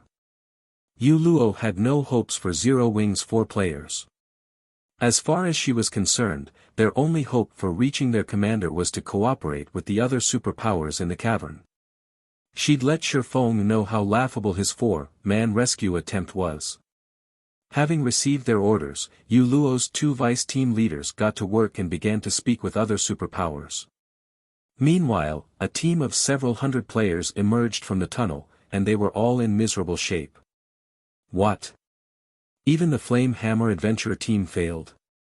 The players waiting outside of the passage began to despair when they saw the players return to the cavern. Flame Hammer was the 3rd-ranked adventurer team on Dragonheart Island, and it had sent 14 of its Tier 3 players to fight through the passage, yet even their powerful team had failed to reach the inner corridor. The team had gone in with 500 members, but only returned with 300. In addition, only 8 of the Tier 3 experts had survived the expedition. The loss was devastating for Flame Hammer. "Look at them and realize how immature you're being," Yu Luo thought, chuckling as she glanced back at Shifeng. However, Shifeng reacted as if he didn't see Flame Hammer's team and continued toward the tunnel without any hesitation. As he and his 3 comrades approached the tunnel with Cleansing Flame in tow, a commotion broke out in the cavern. "They're entering the passage with just 5 players. Are they insane? Who are they? Didn't they see that even Flame Hammer's team failed to make it through? Isn't that female guardian knight Heaven's Blade's Cleansing Flame? I heard that War Blood is going all out to hunt down Heaven's Blade's commander in the inner corridor. They must be going in to save her. But with just 5 people? Are they suicidal? I bet they won't even get past the first guardian. I guess Heaven's Blade is really doomed." The various superpowers experts discussed Shifeng in his small party, mocking Heaven's Blade. Overhearing it, Yu Luo's complexion turned ashen. While everyone badmouthed her adventurer team, a giant statue, which had stood 100 yards in the tunnel, began to move. Primordial Guard, Elemental Creature, Archaic Species, Grand Lord, Level 105 HP 2-400-000-000/2-400-000-000. When the various superpowers experts noticed the Primordial Guard, they were overcome with dread. A level 105 Grand Lord was already a very powerful foe. Even a Tier 3 metric tons would struggle to tank a level 105 Grand Lord, and to make matters worse, the Primordial Guard was an archaic species. It had such overpowered strength that it could easily send a Tier 3 metric tons flying with an ordinary punch. Moreover, players couldn't use berserk skills while inside the tunnel. Even if they activated their life-saving skills, Tier 3 MTs would barely be able to tank the Grand Lord. Many teams had ventured into the tunnel, and every one of them had made plenty of sacrifices to hold the Primordial Guard, allowing the rest of the team to pass. Fortunately, the Primordial Guard only prevented players from entering the tunnel, it didn't prevent players from leaving. Otherwise, teams that retreated from the passage halfway through would have been in for another beating. I wonder if the 5 of them can last more than 20 seconds. 20. Are you kidding me? That's the primordial guard we're talking about. Not even tier 3 MTs with active life-saving skills last more than a few hits. I bet they'll survive for 10 seconds at best. I agree. While the players within the canyon chatted about how quickly they thought Shifeng's party would fall, the primordial guard had already reached the players in question. It was easily faster than a tier 3 assassin. Read latest chapters at Wuxia World. The primordial guard immediately raised a foot and kicked at Shifeng's party. The Grand Lord was a 12-meter-tall giant, and the foot it thrust at Shifeng's party was as large as a small house. Dodging the attack would be impossible for tier 3 players that didn't focus on agility builds. Boom! When the kick struck Shifeng's party, the very ground shook. Contrary to everyone's expectations, however, Shifeng and his companions didn't fly through the air. To the various superpowers experts' shock, the primordial guard's foot had stopped just before it had reached Shifeng and the others. Kola, the reason the kick had failed, remained steady in his original position. Chapter 24:12 Frostwolf sets might this. Impossible. Is that Guardian Knight a monster? Who are they? Not even Zwei, Heaven's Blade's strongest MT, is that powerful. The various superpowers experts were indescribably shocked as they watched Kola stop the primordial guard's attack without stumbling back in the slightest. For a moment, they even wondered if they were hallucinating, but no matter how they rubbed their eyes, the scene before them remained the same. Realizing that this was real, they all wondered about Kola's identity. All of these players had personally experienced the primordial guard's strength. The Grand Lord's raw power was unstoppable. Only by rotating 3 or 4 tier 3 MTs could a team hold the monster off long enough for the rest of the team to slip by the primordial guard.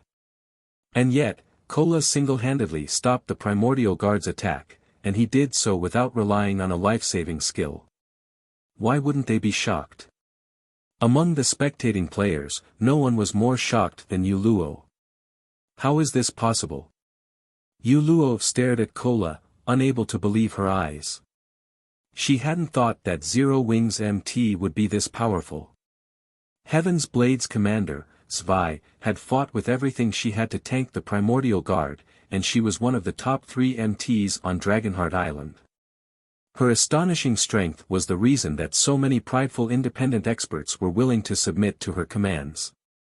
Before anyone could overcome their shock, the primordial guard, seeing that its first attack had failed, thrust its golden spear at Kola with enough power to make space itself tremble.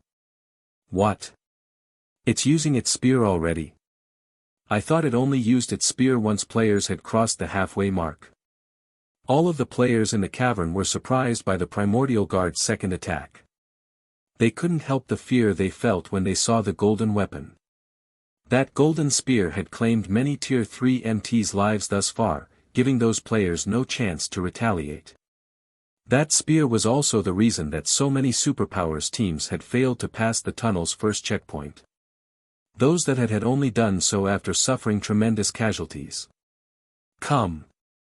In contrast, Kola was excited to see the weapon. He immediately raised his Titan guard to greet the spear in battle. Boom! When the golden spear and Titan guard collided, the resulting impact stirred an intense storm that spanned over several hundred yards. Kola stumbled back a step as a damage exceeding -30,000 appeared above his head. To tier 3 MTs, who possessed nearly 1 million HP, -30,000 was practically negligible, especially for Kola, who had 1,540,000 HP thanks to his Frostwolf set and Titan guard. Seeing Kola block the primordial guard spear, a deathly silence descended on the crowd watching from the tunnel's entrance. Is that Guardian Knight even human? Could he be a tier 3 NPC? Kola had nullified the primordial guard's full-powered attack so easily, and he had only lost a little over 30,000 HP in the process. His performance shattered everyone's understanding of Tier 3 MTs. Even the best Tier 3 MTs from the various superpowers could only tank level 100 Grand Lords. Tanking a level 105 Grand Lord would be a major challenge. Every 5 levels in God's domain was a minor turning point, after all, even for monsters. Yet, Kola had successfully stopped a level 105 Grand Lord ranked archaic species full-powered attack without using a single skill. He was definitely stronger than the best Tier 3 MTs the various superpowers currently possessed. Meanwhile, Yu Luo was utterly flabbergasted. The biggest challenge in reaching the inner area was the Primordial Guard's golden spear, but Kola had blocked it and only taken negligible damage. Compared to Yu Luo, however, Cleansing Flame, who acted as Shifeng's guide, was shocked senseless. Is this how Zero Wing was able to establish itself in a level 100 neutral map? Although Cleansing Flame knew that Shifeng and the others were very strong, she had never dreamed that they'd be this strong. Kola, stop fooling around. We're in a rush, Shifeng admonished, sending Kola, who was deliberately playing with the Primordial Guard to test the Frostwolf set's effects, a reproachful glance. Shifeng wasn't surprised in the slightest to see Kola stop the Primordial Guard so effortlessly.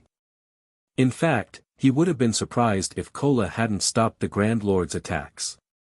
During Shifeng's past life, the Frostwolf set had been publicly acknowledged as a top 10 level 120 Dark Gold set equipment in God's domain. Even the various superpowers' old monsters had coveted the set.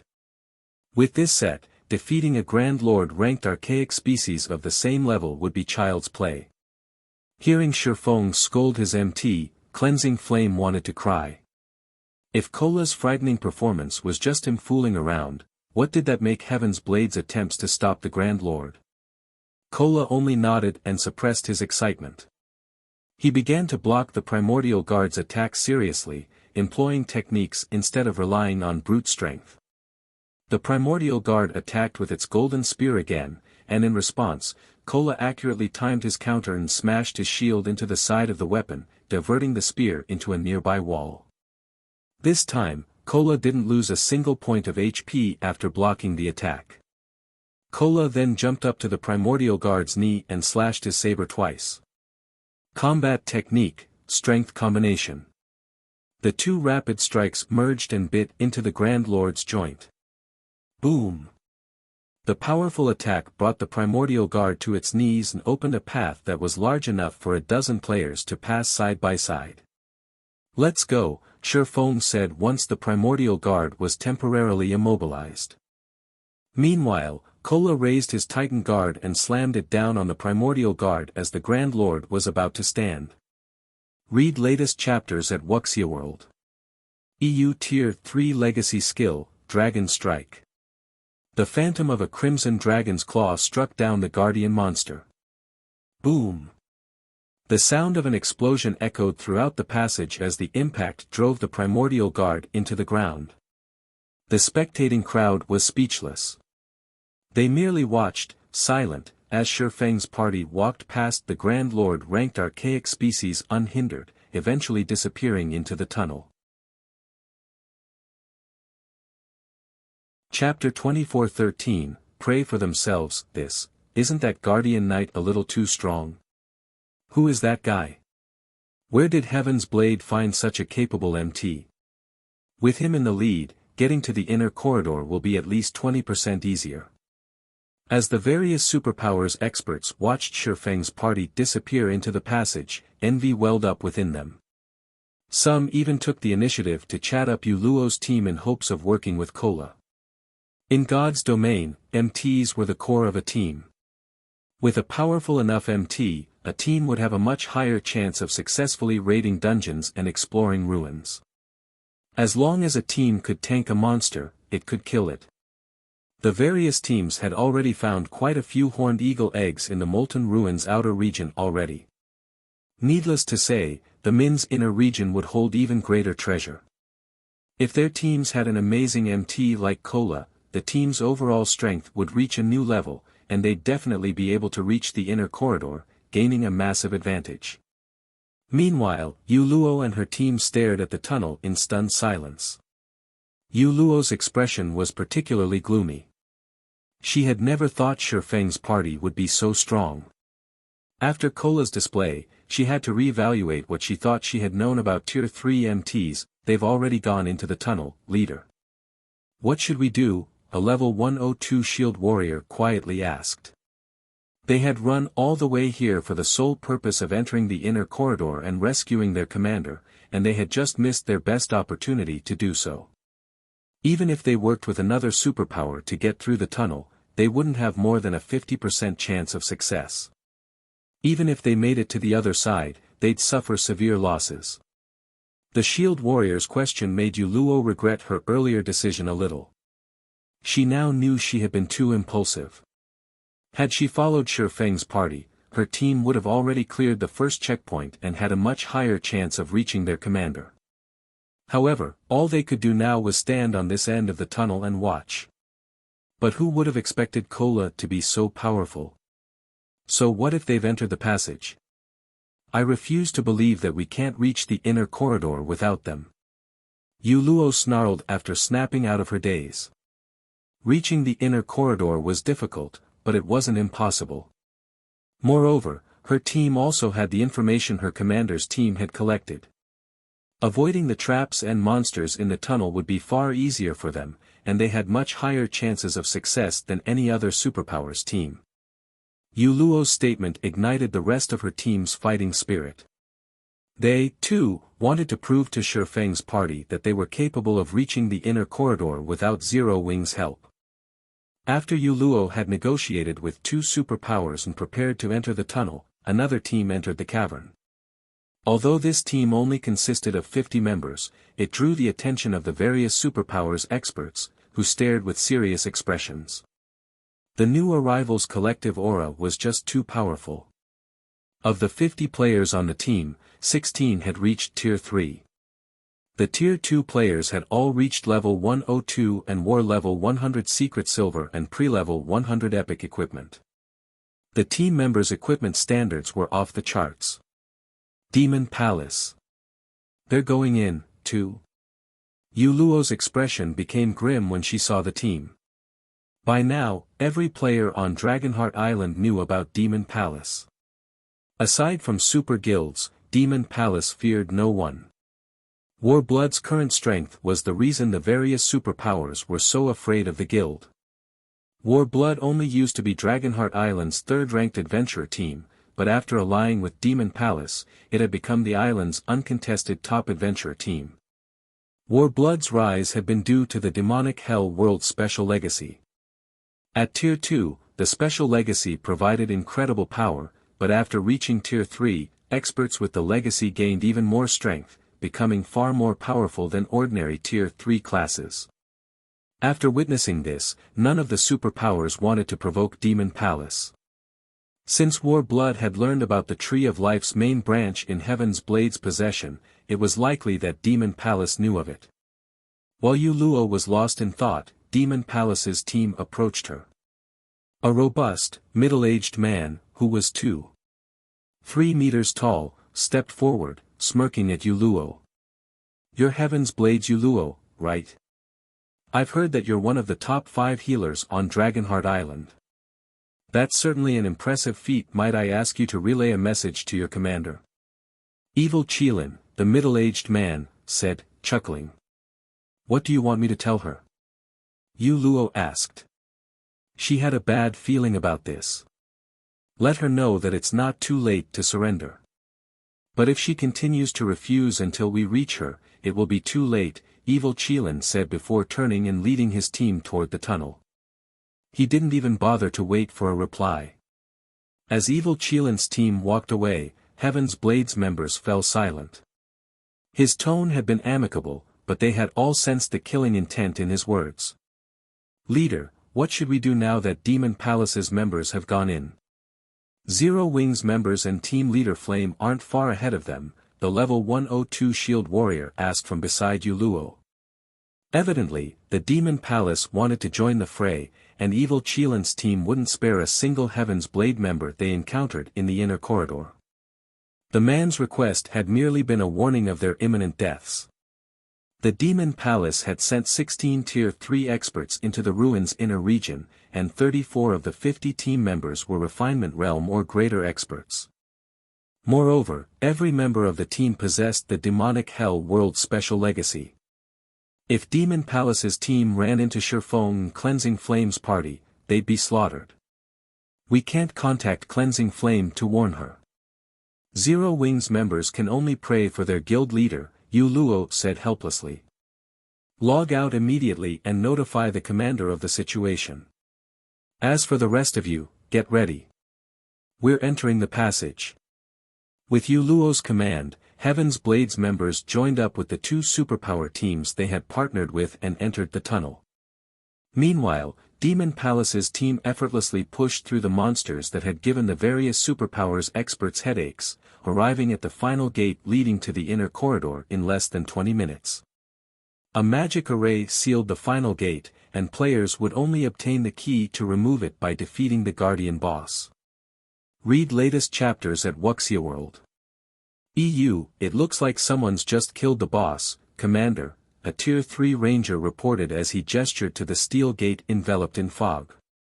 The Grand Lord-ranked Guardian boss lay before the gate, and a single player was busy looting the boss while 4 others rested nearby. That saves us a lot of trouble. You two, get rid of them and get me that key, Evil Qilin ordered as he glanced at the 2 Tier 3 assassins behind him. Understood. The assassins licked their lips in anticipation and entered stealth. Chapter 24:14, Tough Opponent. As the 2 Tier 3 assassins vanished, the other Demon Palace members sat on the ground and rested while watching Shurfeng's party in the distance. These players really have some bad luck. They must have gone to great lengths to defeat the Guardian boss, yet they have to deal with Gull and Rainbow right after their raid. We should have just charged over and gotten rid of them. Gull and Rainbow have just reached Tier 3 and unlocked more of their legacy's potential. My guess is that the commander wants to give them a chance to get used to their new bodies. Their basic attributes are on an entirely different level than when they were still Tier 2, after all. Many of the Tier 3 experts from Demon Palace watched the 2 assassins in envy. Their strength had substantially increased after reaching Tier 3, and getting used to it was proving difficult. Although they often sparred with each other, a sparring match couldn't compare to true battle. However, they also knew that Evil Qilin wanted to prioritize Wind Gull and White Rainbow's growth. Both assassins had incredible potential for growth. Despite the fact that he was only 27, Wind Gull had already reached the Void Realm. White Rainbow, who was the same age as Wind Gull, had reached the half-step Void Realm standard. Since they had completed their Tier 3 promotion quests so soon, their future was limitless. There would be a massive difference between reaching Tier 3 now and completing the Tier 3 promotion quest in the next 2 weeks. Players would encounter completely different opportunities. This was precisely why Evil Qilin prioritized the 2 assassins. Someday, they might become domain realm experts and true pillars of the guild. Meanwhile, Wind Gull and White Rainbow used a footwork technique that allowed them to get within 30 yards of Shurfeng and his 4 companions without the slightest sound. Rainbow, you take care of that Tier 2 female Guardian Knight. I'll distract the other 2 MTs. Once you get rid of the female Guardian Knight, we'll take our time and play with the others. But you'd better not kill the Tier 3 Berserker beside the woman, Wind Gull whispered as he watched Cleansing Flame rest. He didn't care about a Tier 2 player like Cleansing Flame, but to ensure that their training went smoothly, they'd get rid of the miscellaneous target first. Relax. How could I waste an opportunity like this? Hopefully, they're not so weak that they die too quickly, White Rainbow whispered back, excitement flashing in his eyes. Opportunities to fight Tier 3 experts were extremely rare right now. Although they could spar in the battle arenas around God's domain, it was impossible to push themselves without the threat of the system's death penalty. Moreover, every player had their own combat style, and they could only rapidly improve by fighting different opponents. Let's begin. Wind Gull declared. He started to sneak toward the two resting Tier 3 MTs and waited for White Rainbow to make his move. White Rainbow adjusted his footwork and dashed toward Cleansing Flame like a cooling breeze. He had integrated with his environment, not even Tier 3 players with sharp perception would detect him, let alone a Tier 2 player like Cleansing Flame. 25 yards. 20 yards. 15 yards. As White Rainbow inched closer to Cleansing Flame, he took more care with his movements. When only 10 yards remained between him and his target, the assassin unsheathed his daggers. Just as White Rainbow was about to attack, Shadow Sword, who had been relaxing with his eyes shut, opened them. Without warning, he swung his great sword, sending an energy blade toward Cleansing Flame. It startled the exhausted Guardian Knight. Shadow Sword's energy blade was so sharp that it sliced through the air cleanly, and his execution was so fast that Cleansing Flame had no time to react. Just as she thought she was about to die, however, she heard a metallic clang beside her. Ping! The attack had revealed a hidden figure behind her, and when she saw him, she broke out in a cold sweat. Cleansing Flame had never thought that she'd fail to notice someone creeping up to her. Fortunately, Cleansing Flame was a peak expert. Reacting quickly, she leaped forward, creating some distance between her and the nefarious stranger. If an assassin was able to get so close to her undetected, she knew he'd be extraordinarily powerful, and she didn't bother with an offensive or defensive maneuver. Furthermore, the assassin was a Tier 3 player, and she knew she would be no match for him. You discovered me. It seems you're not such a weakling, after all, White Rainbow said, unfazed by the fact that Cleansing Flame had escaped his grasp. He ignored Cleansing Flame and focused his attention on Shadow Sword with an ecstatic expression as he said, "It seems I can take this seriously now." Although his footwork wasn't as masterful as Wind Gull's, detecting him from farther than 7 or 8 yards should be very difficult for ordinary Tier 3 experts. Shadow Sword, however, had noticed him from a little over 10 yards, which proved that the man's combat standards were considerably high. At the very least, Shadow Sword had better perception than an ordinary Tier 3 player. Meanwhile, Wind Gull, who had watched this play out from a short distance away, became just as excited. Rainbow sure is lucky. I knew I should have started the attack instead, Wind Gull thought, regretting his strategy as he watched Shadow Sword. As he finished that thought, however, another energy blade flew toward him, forcing him to evade and expose himself. Wind Gull spun toward the attack's origin, astonished when he saw who had launched the energy blade. The attack had come from the 5-man party's Tier 3 male Guardian Knight, and based on his accuracy, this Guardian Knight had long since noticed him. Moreover, the Tier 3 female Shield Warrior had clearly sensed him as well. Who are these people? Wind Gull stared at Kola and his comrades, surprised. Wind Gull was already amazed that Shadow Sword had discovered White Rainbow, but he found it unbelievable that the party's 2 Tier 3 MTs had discovered him while stealthed as well. When he was in stealth, only his commander and vice-commander could sense his presence from 10 yards away, yet these 2 MTs could do the same. For a moment, Wind Gull even wondered if he had really activated stealth. When Cleansing Flame saw White Rainbow and Wind Gull, she paled. Demon Palace members? Why are they here? Cleansing Flame had a bad feeling when she saw the 2 Tier 3 Assassins Guild emblems. Oh. You guys are from Heaven's Blade? Wind Gull sneered when he saw Heaven's Blade's logo engraved on Cleansing Flame's armor. This is a good opportunity to get rid of you, then. Rainbow, ignore that female knight. Target their Tier 3s first. Got it. White Rainbow became serious about this battle and prepared to meld with the shadows once more. Don't think you can hide from us so easily. Shadow Sword bellowed as he charged at White Rainbow, hacking at the assassin with his greatsword. Shadow Sword's attack was simple, but White Rainbow couldn't dodge the strike due to the man's high attack speed. Realizing this, the assassin raised his daggers to block the attack. Ping! A loud, metallic clang echoed throughout the tunnel, and the impact threw White Rainbow nearly 6 yards back as he instantly lost more than 20,000 HP. When he landed, he nearly lost his footing, as well. How is this possible? Seeing the Berserker throw White Rainbow with a single swing confused Wind Gull. White Gull was familiar with White Rainbow's strength. Not even Tier 3 Berserkers would necessarily be a match for him, yet Shadow Sword had sent the assassin flying with a normal attack. It was simply unbelievable. By the time Wind Gull snapped out of his daze, Turtledove was already using Shield Bash against him. Not daring to be careless, Wind Gull used his short sword and activated his block skill. The moment short sword and shield collided, Wind Gull felt his hand go numb, and he stumbled 4 steps back. How is her strength so high, too? The situation confused Wind Gull further. He understood how Shadow Sword had overpowered White Rainbow.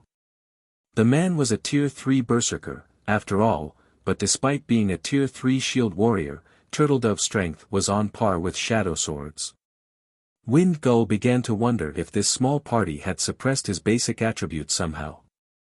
Naturally, neither Shadow Sword nor Turtledove gave their opponents any room to breathe. They both launched fierce assaults, forcing White Rainbow and Wind Gull to defend themselves, and the two assassins fought desperately as they continued to lose HP. The other Demon Palace members, who watched from a safe distance, were stunned. What?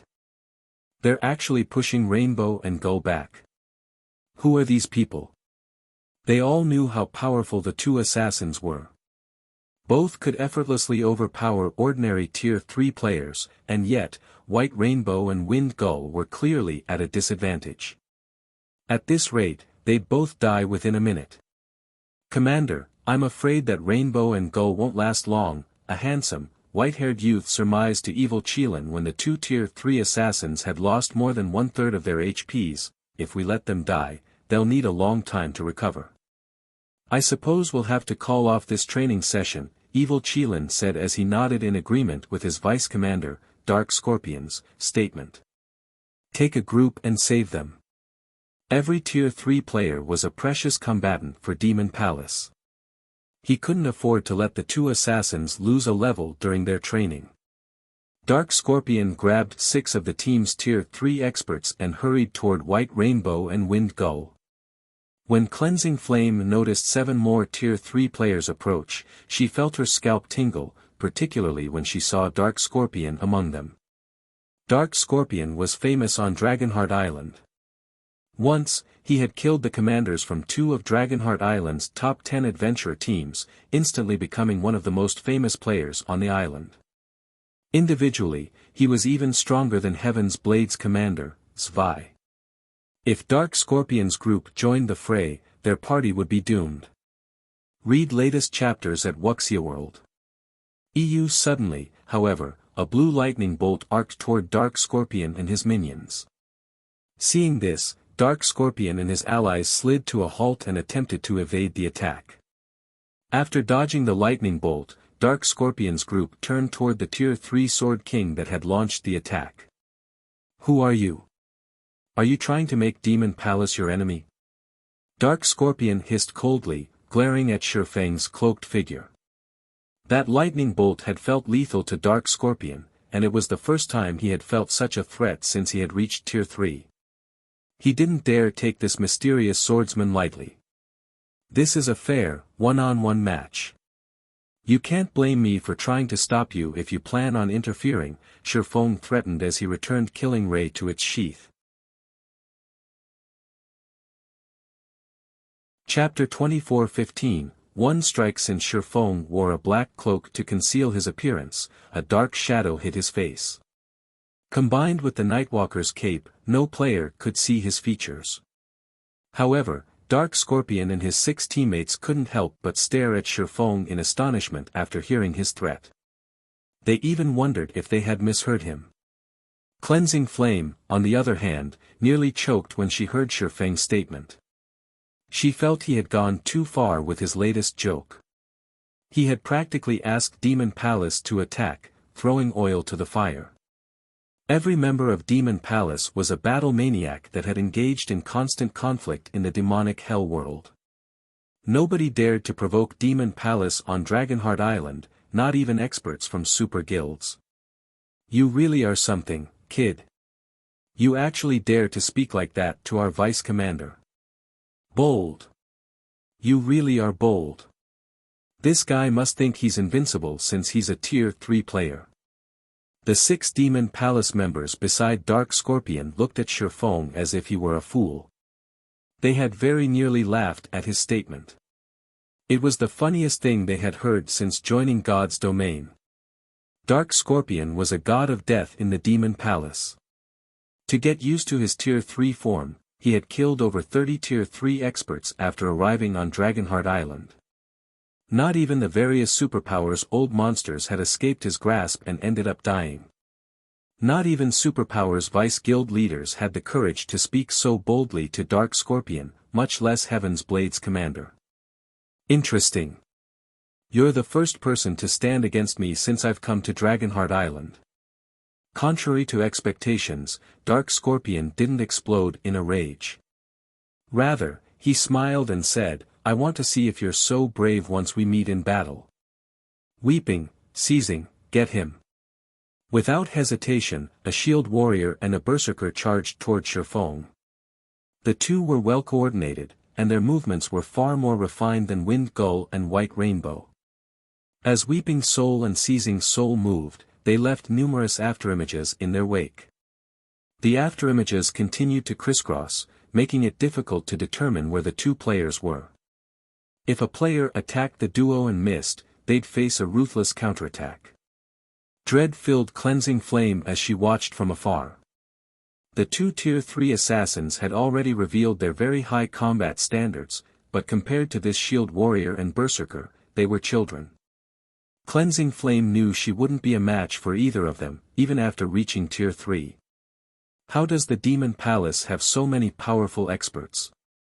Cleansing Flame couldn't pinpoint where Weeping Soul and Seizing Soul were.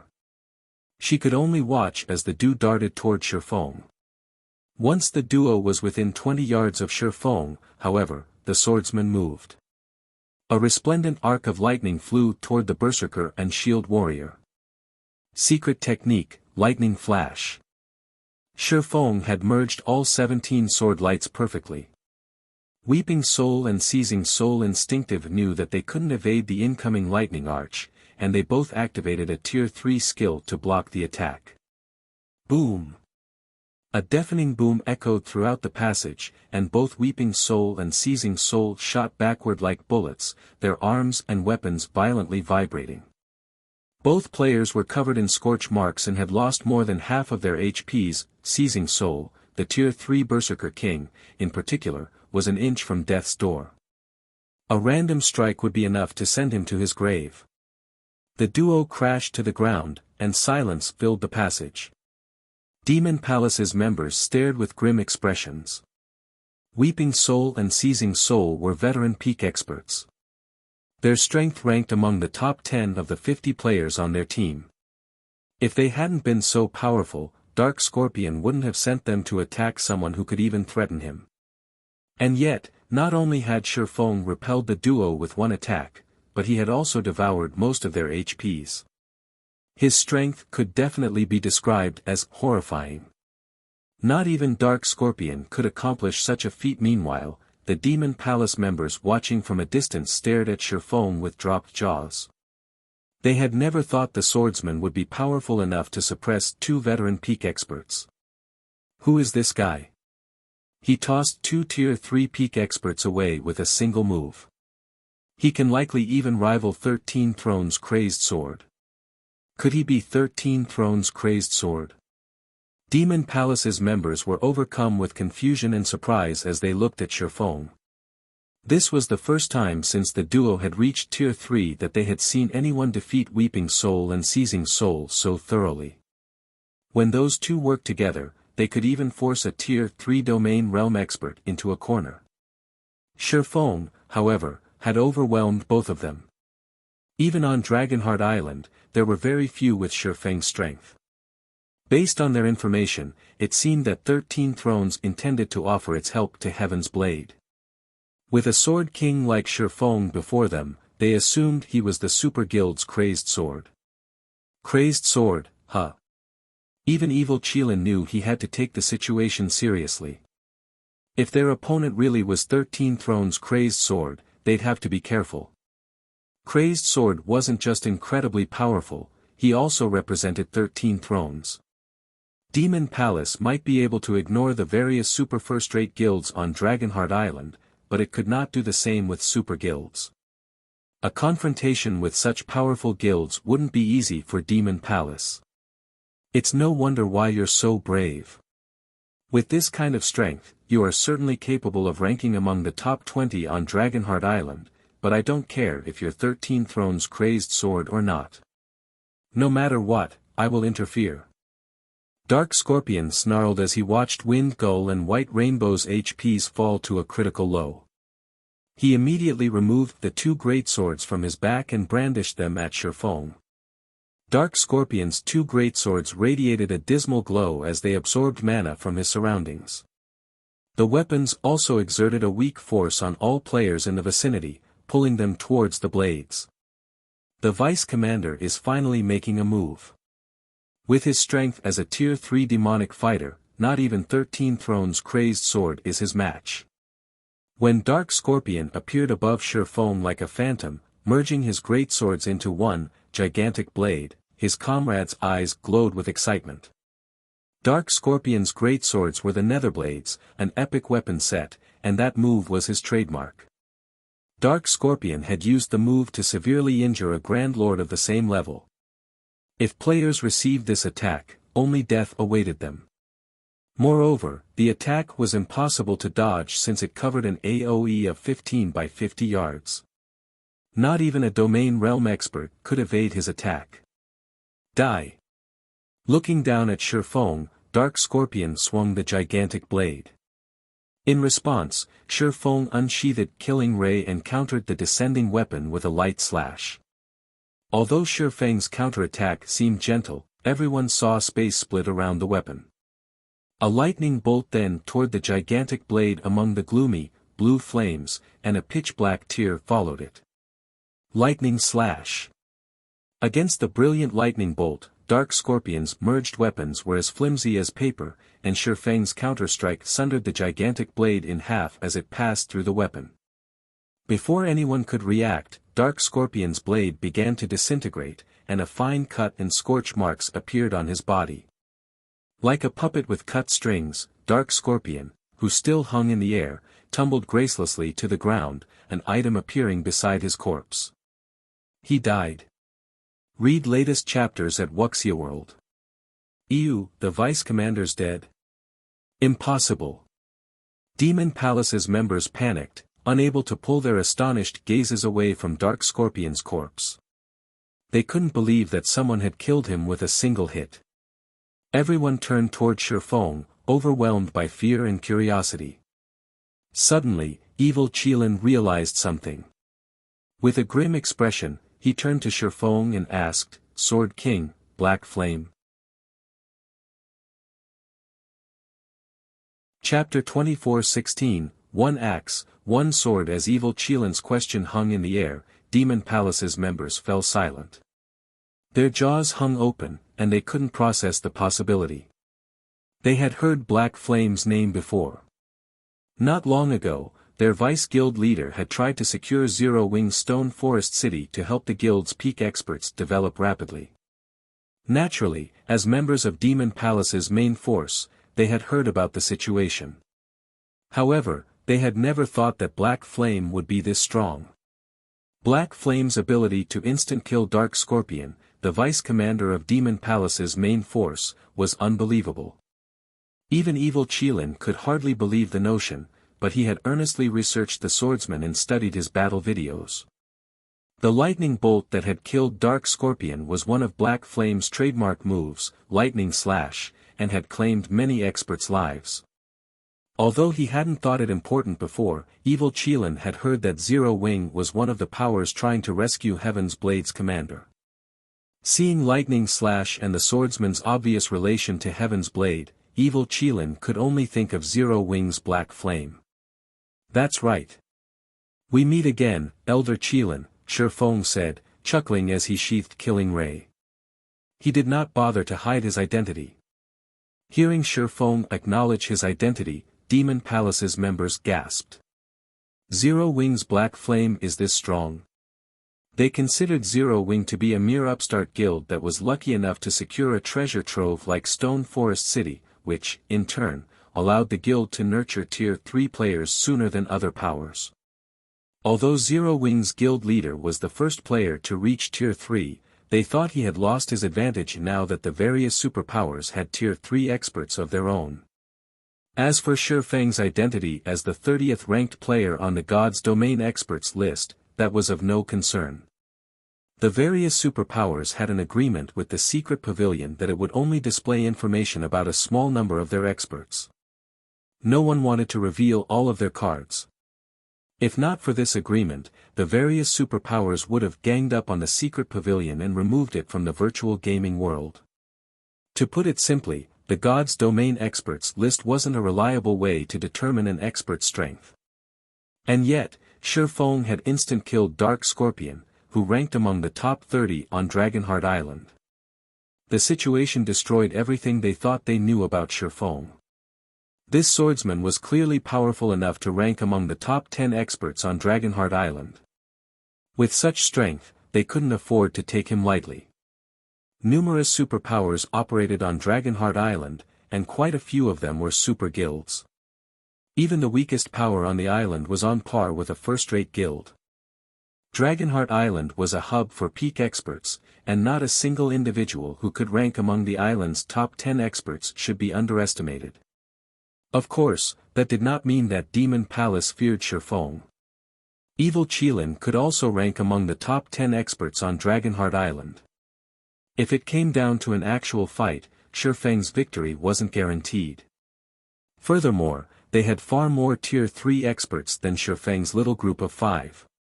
Guild Leader Black Flame, my subordinates behaved rashly. May I request that you spare them? Then we can go our separate ways, Evil Qilin asked as he gestured to Wind Gull and White Rainbow. Hearing the request, Cleansing Flame breathed a sigh of relief. If Evil Qilin wanted a fight, the outcome wouldn't be in their favor.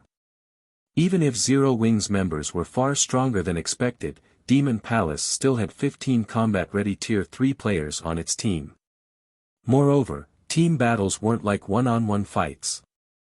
Evil Qilin had 2 Tier 3 healers with him, whereas they didn't have a single healer, and would have to rely on potions and items with healing skills. I've already said that this is a fair, one-on-one match. I don't care if they acted rashly or not. If they want to leave, all they have to do is die once, Shifeng refused, chuckling. As he did, a chilling atmosphere enveloped the area. Are you so unwilling to give the matter a little consideration on behalf of this old man, Guild Leader Black Flame?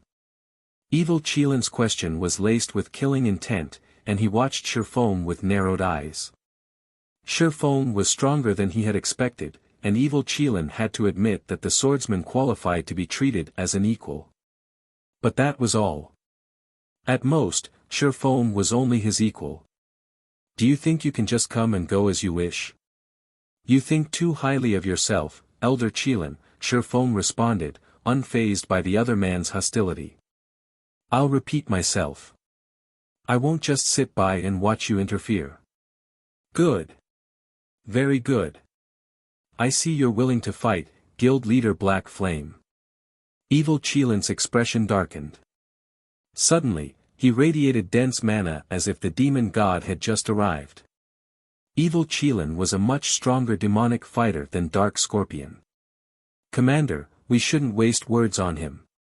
If we don't teach him a lesson, he'll think that he can provoke Demon Palace with impunity just because he's strong enough to rank among the top 10 experts on Dragonheart Island, a tall, beautiful woman, another demonic fighter, hissed coldly. The rest of the team's Tier 3 players nodded in agreement. Shifeng was simply too arrogant. Aside from super guilds, no power on Dragonheart Island dared to disrespect Demon Palace. Shifeng was clearly tired of living by refusing to show evil Qilin the respect he deserved.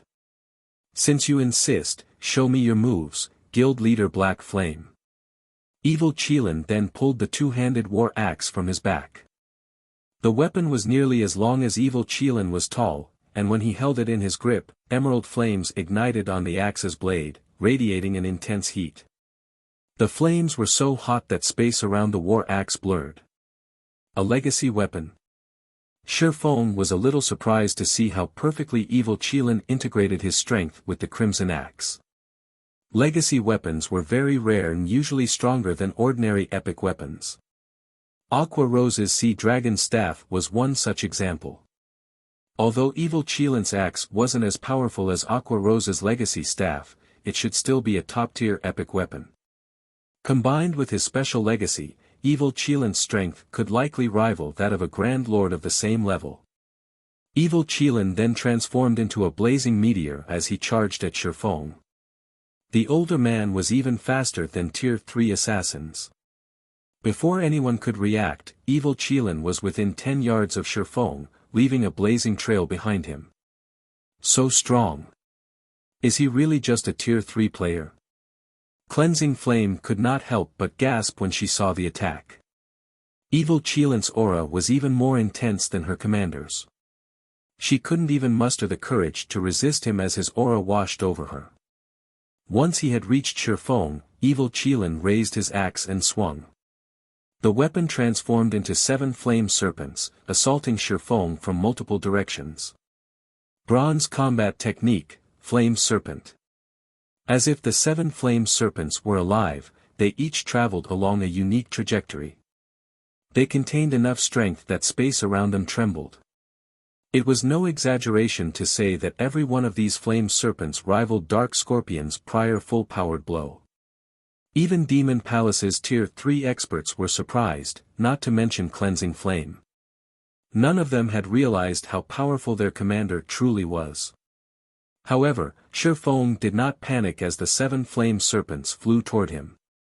Rather, he leisurely unsheathed the abyssal blade and killing array, casually swinging the weapons. Immediately, a galaxy of stars manifested around him. Swords orbit.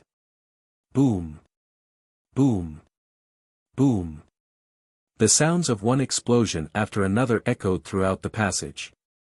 In the end, Shifeng used Sword's orbit to strike down all 7 flame serpents. Not only hadn't the flame serpents reached Shifeng, but the resulting impacts had forced evil Qilin to stumble half a step backward. "Since you finished your attack, it's my turn."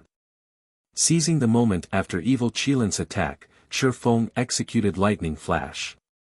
Unlike earlier, he now executed the technique with both of his swords, so he could focus more of his strength into the attack than his speed. Read latest chapters at Wuxia World. EU 17 swords lights flashed toward evil Qilin, transforming into arcs of lightning. Evil Qilin's heart skipped a beat as he stood against the attack. He could sense that every arch of lightning was more powerful than his flame serpents. He gripped his axe tightly and swung it in a horizontal arc, activating his Tier 3 legacy skill, Demonic Gale. A pitch-black storm formed before him, clashing with the blue lightning. Boom! When the two collided, evil Qilin's storm dissipated instantly. Although he had done his best to evade and deflect Shifeng's attack, one of the lightning strikes had brushed past his shoulder, leaving a scorch mark and taking 1/4 of his HP. The difference between their strengths was clear.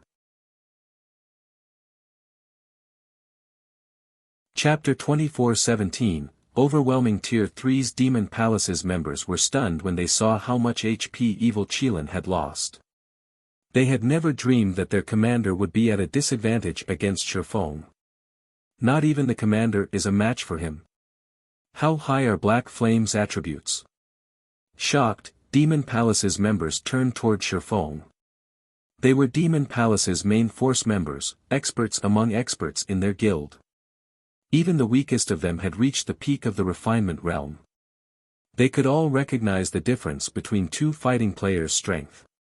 In terms of combat standards, Evil Qilin and Shifeng were matched, both were domain realm experts. Their physical control was exceptional, and they could make the best judgments based on their surroundings. Their combat standards were nearly impossible to beat. However, Shifeng was considerably faster and had much higher strength than Evil Qilin. Despite sharing the same standard of skills and combat techniques, the combat power those two had displayed thus far was on completely different levels.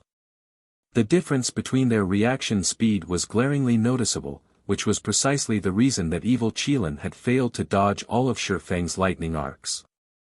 The members of Demon Palace's main force knew exactly how high Evil Qilin's basic attributes were.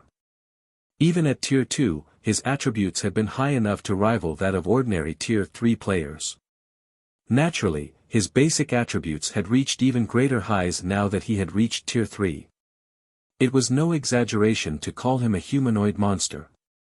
And yet, Evil Qilin's basic attributes were no match for Shifeng's.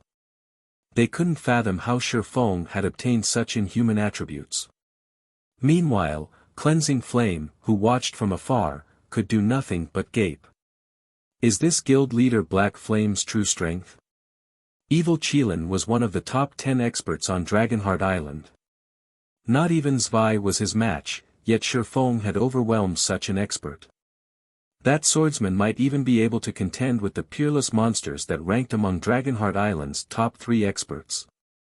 Even Superpower's guild leaders were afraid of the top 3 monsters on the island. All 3 were capable of destroying a Superpower's expert legion by themselves. They were practically invincible on Dragonheart Island. At that moment, Cleansing Flame finally realized why Shifeng had dared to mount a rescue mission with only 4 people. With his strength, he certainly was capable of rescuing her commander. After stumbling back half a step, Evil Qilin stared at Shifeng in astonishment. How are his basic attributes higher than mine? Confusion overwhelmed Evil Qilin as he looked at Shifeng. He currently wore the level 100 legacy set equipment for the demonic fighter class, and combined with his legacy's effects, he had the strength to rival Grand Lords of the same level. Still, he could only surpass the power in Shifeng's normal attacks by using a Tier 3 skill. Moreover, he wasn't nearly as fast as Shifeng, which had resulted in him taking a hit. However, Shifeng didn't stop after pushing Evil Qilin back. He immediately thrust the Abyssal Blade at the demonic fighter. Tier 2 skill, Shadow Blade. 10 phantom swords flew toward Evil Qilin from all directions, leaving him no room to retreat. Realizing that he couldn't evade the phantom swords, Evil Qilin swung his war axe in a horizontal slash and activated the demonic fighter class's defensive skill, Iron Wall. At his command, 4 magic barriers appeared around him, each twice as large as an MT's shield. Evil Qilin controlled the barriers to circle him in a unique trajectory. Advanced Defensive Combat Technique, Firm Wall. The 10 phantom swords slammed into the magic barriers, which trembled violently from the impact. The blows even forced Evil Qilin to stumble backward again. 1 hit. 2 hits. 3 hits. Each hit felt like the blow of a massive hammer, and the barrier's mana density steadily drained. On the 9th attack, 2 of the phantom swords merged, thrusting at one of the magic barriers. Boom! With the sound of an explosion, the magic barrier shattered. It broke.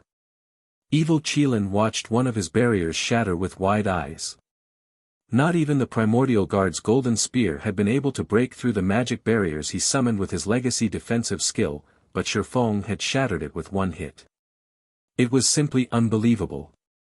That blow had also forced Evil Qilin to stumble another 2 steps back, but this time, he failed to maintain his stance.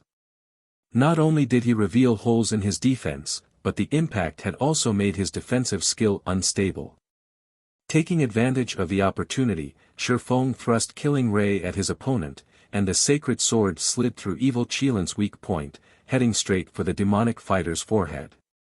Shifeng's attack was far too fast for Evil Qilin to evade or defend, and as a result, he could only take the direct hit. If Killing Ray found its mark, the attack would be fatal. God's domain had undergone so many updates, and now, injuries would affect players' performance in battle. If players injured their arm, for example, the limb would be difficult to control for a while. If players received a head injury, their perception and total physical control would suffer. Evil Qilin was no match for Shi Feng's reaction speed in the first place. If he lost even more reaction speed, he'd be a lamb for the slaughter. Just as Killing Ray's tip was about to slice into Evil Qilin's forehead, an icy greatsword enveloped in azure flames descended from above and landed between Shi Feng and his opponent. The interruption halted Killing Ray's advance, giving Evil Qilin room to breathe. Mana control. When Shi Feng saw the disintegrating greatsword, he couldn't help but glance at the female demonic fighter that was walking toward him. Demonic fighters in God's domain fell into two main categories. The first type of demonic fighter used mana to amplify their strength, while the second type wielded mana as a weapon. Both Dark Scorpion and Evil Qilin were strength-type demonic fighters. This female demonic fighter, however, was a control type. The icy greatsword reappeared in the female demonic fighter's hand, radiating a bone-chilling cold that plummeted the temperature in the tunnel. "I'm coming, Commander. Let's see if he can stop us together." Twilight Dawn, another vice-commander from Demon Palace's main force, shouted as she began to manipulate her icy greatsword again. The weapon split into 6 smaller swords of ice that spun around Shi Feng. Advanced combat technique, Windwheel. Evil Qilin did not reject Twilight Dawn's help. He now knew that he couldn't defeat Shi Feng on his own, and defeating this swordsman was of the utmost importance. If they lost here, the prestige Demon Palace had earned on Dragonheart Island would vanish. Following which, Evil Qilin raised his war axe and leaped into the air. He then smashed the axe down on Shi Feng, transforming the weapon into a blazing meteor mid-swing. The meteor carried so much power that space around it began to fragment. Tier 3 Legacy Skill, Falling Strike. With the commander and vice-commander working together, Black Flame is dead for sure. Demon Palace members regained their confidence and excitement as they watched the blazing meteor and ice swords fly toward Shi Feng. Twilight Dawn might not have as much combat power as Dark Scorpion, but her coordination with Evil Qilin was far better. With attacks coming at him from all directions, Shi Feng wouldn't come out unscathed. Not bad. Shi Feng praised as he watched the 8-meter radius meteor and 6 ice swords. His gaze hardening, Shi Feng slashed Killing Ray at the axe-turn meteor while he swung Abyssal Blade to counter the icy swords around him. Dragon Breath. 9 Dragon Slash. A brilliant beam of white light shot through the air, crashing into the descending meteor. When the two attacks collided, bright light illuminated the tunnel as if the sun had just appeared. After a brief moment, the white beam devoured the blazing meteor. A black figure shot back from the beam like a bullet, crashing into the tunnel's wall and cracking the stone. The figure was none other than Evil Qilin, and after that blow, his HP had dropped to a critical low, leaving the man hovering between life and death. Meanwhile, 21 Abyssal Blade Phantoms created a massive cluster of stars as Shi Feng used Sword's Orbit to stop Twilight Dawn's Windwheel. None of her icy swords could get within 10 yards of Shi Feng. Furthermore, Shi Feng controlled 3 of the Phantoms in an attack against Twilight Dawn. Despite her attempts to dodge and block the weapons, her HP plummeted throughout the fight. Seeing this, Demon Palace's members fell deathly silent. Not only had their commander and vice-commander failed to suppress Shi Feng, despite working together, but the swordsman also had turned the tables and suppressed them both. Just how strong is he? So, this is the Sword King. Demon Palace's members shuddered as they watched Shi Feng. Not even Dragonheart Island's top 3 monsters could overwhelm Evil Qilin and Twilight Dawn to this extent. This won't do. At this rate, those two are going to die. It seems we have no choice but to attack as a group. He may be a monster, but we have so many tier 3 players on our side. How many skills can he possibly have? That's right. If we let him kill our commander and vice-commander, the reputation we've built on Dragonheart Island will be in tatters. Shi Feng's performance scared Demon Palace's members, but quite a few of them were peak Tier 3 experts. If they worked together, whittling Shi Feng down and killing him was entirely possible. Fights between Tier 3 players largely relied on Tier 3 skills and spells, and they had healers on their team, whereas Shi Feng didn't. When she saw the rest of Demon Palace's team rush toward the fight, Cleansing Flame paled. Are they really going to fight to the end? As she watched Demon Palace's healers restore Evil Qilin and Twilight Dawn's HP, Cleansing Flame desperately wished she was a healer herself. Read latest chapters at Wuxia World. EU. Despite the rest of Demon Palace's members dashing toward him, Shi Feng retained his composure. He simply sent them an uninterested glance. Very good. A grin spread across Shi Feng's face as he replaced Killing Ray with the Twilight Blade. It seems that you think I'll be a pushover if you can outnumber me. Shi Feng then activated Twilight's Shadow and Twilight of the Gods. Shi Feng suddenly split into 8 physical copies, and they all quietly watched Demon Palace's members. Let's begin the third round, then. Chapter 24:18, Soloing a Team. Demon Palace's members froze, shocked, and they saw Shi Feng split into 8 clones of himself. I'm impossible. This can't be real. That's right. This must be a trick. These doppelgangers must be fake. The Demon Palace members felt stifled as they stared at Shi Feng's doppelgangers. One of him had already been more than enough to suppress Evil Qilin and Twilight Dawn. Seeing 8 copies of the swordsman was enough to push them to the brink of madness. Demon Palace's members couldn't believe their eyes. They only had 15 Tier 3 players left standing, and 2 of them were tied up with Zero Wings members. That left them with only 13 Tier 3 players. Against 8 monsters like Shi Feng, they wouldn't even have a chance with 30 Tier 3 players, much less 13. Don't let him mislead you. Twilight Dawn shouted at her team members. He may have split into 8, but his doppelganger's basic attributes can't be as high as his normal bodies. Besides, he's controlling all 8 doppelgangers by himself. Their combat standards will be limited, and we have healers on our side. We can outlast him. Twilight Dawn could sense that the doppelgangers were physical, and the development had dealt a massive mental blow. However, she could also sense that the doppelgangers' auras were weaker than Shi Feng's normal aura, which proved that their basic attributes weren't as high. At the end of the day, Shi Feng was still human. Controlling all 8 clones perfectly was impossible. Even as a domain realm expert, at most, he should be able to control 3 doppelgangers at the Void Realm standard. He'd be fortunate if he could get the remaining doppelgangers to the Refinement Realm. On average, Shi Feng's 8 clones could fight at the Flowing Water Realm standard and only the initial stages. Tier 3 experts had no reason to fear these significantly weaker versions of Shi Feng. Hearing Twilight Dawn's encouragement, the Demon Palace players snapped out of their dazes and mustered their courage once more. They had been so shocked to see Shi Feng's 8 clones that they had forgotten that players weren't like NPCs. No player could perfectly control so many doppelgangers. Is that so? Shi Feng chuckled when he heard Twilight Dawn's deduction, and all 8 of him charged at Demon Palace's members.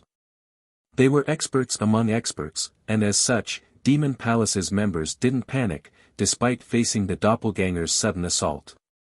They retaliated with everything they had, with the Tier 3 melee players rushing to meet the doppelgangers in battle while the Tier 2 MTs formed the defensive line to protect their healers and long-range players. Meanwhile, Twilight Dawn went all out against the doppelganger before her. While manipulating the 6 ice swords to attack, she cast her Tier 3 legacy spell, Demonic Fall. Let's see how long you last. The 6 icy swords radiated a frightening amount of mana as the intensity of their auras doubled. These weapons then attacked as one, each one locked onto the doppelganger's vital points. This move was even stronger than Evil Qilin's Flame Serpent, and controlled by a half-step Domain Realm expert, they could even give Tier 3 Domain Realm experts a run for their money. Shi Feng was controlling his doppelgangers in the fight against Demon Palace's other Tier 3 experts. If she could force him to focus most of his attention on the doppelganger she fought, the other doppelgangers' combat standards would suffer. This would make it easier for the other Demon Palace members to kill off Shi Feng's doppelgangers. However, Shi Feng remained unfazed as he faced Twilight Dawn's all-out attack. His doppelganger merely executed Sword's orbit and created a barrier of stars around itself. Boom! Boom! Boom! Metallic clangs echoed throughout the tunnel as the ice swords bounced off the glittering stars. None of the weapons were able to reach the doppelganger, which continued to approach Twilight Dawn. How is this possible? Twilight Dawn was shocked as Shi Feng's doppelganger so effortlessly deflected her attacks. She could see the flaws in the doppelganger's offense and defense and knew it was only at the flowing water realm standard, yet Shi Feng relied on his doppelganger's powerful basic attributes to bridge the gap.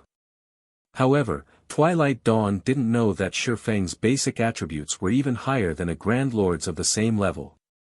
Moreover, Shi Feng had already reached level 107. Even if his doppelgangers only had 85% of his basic attributes, they were still as powerful as a level 105 Grand Lord.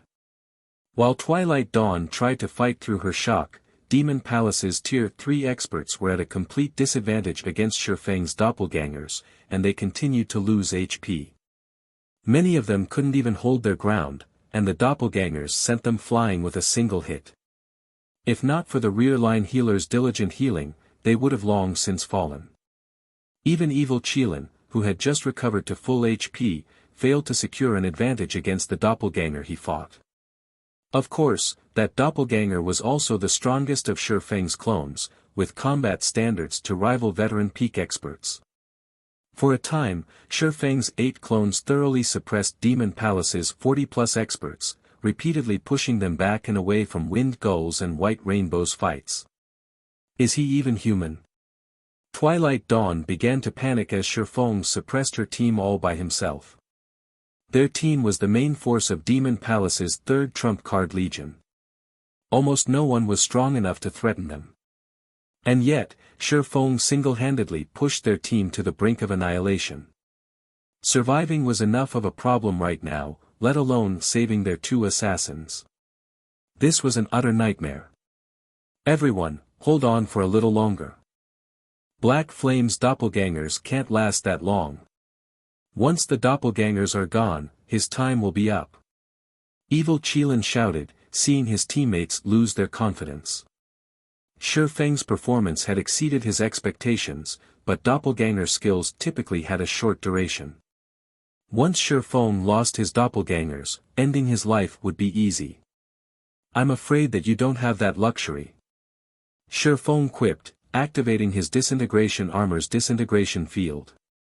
Suddenly, Demon Palace's members felt an indescribably powerful pressure, and their basic attributes and physiques rapidly began to weaken.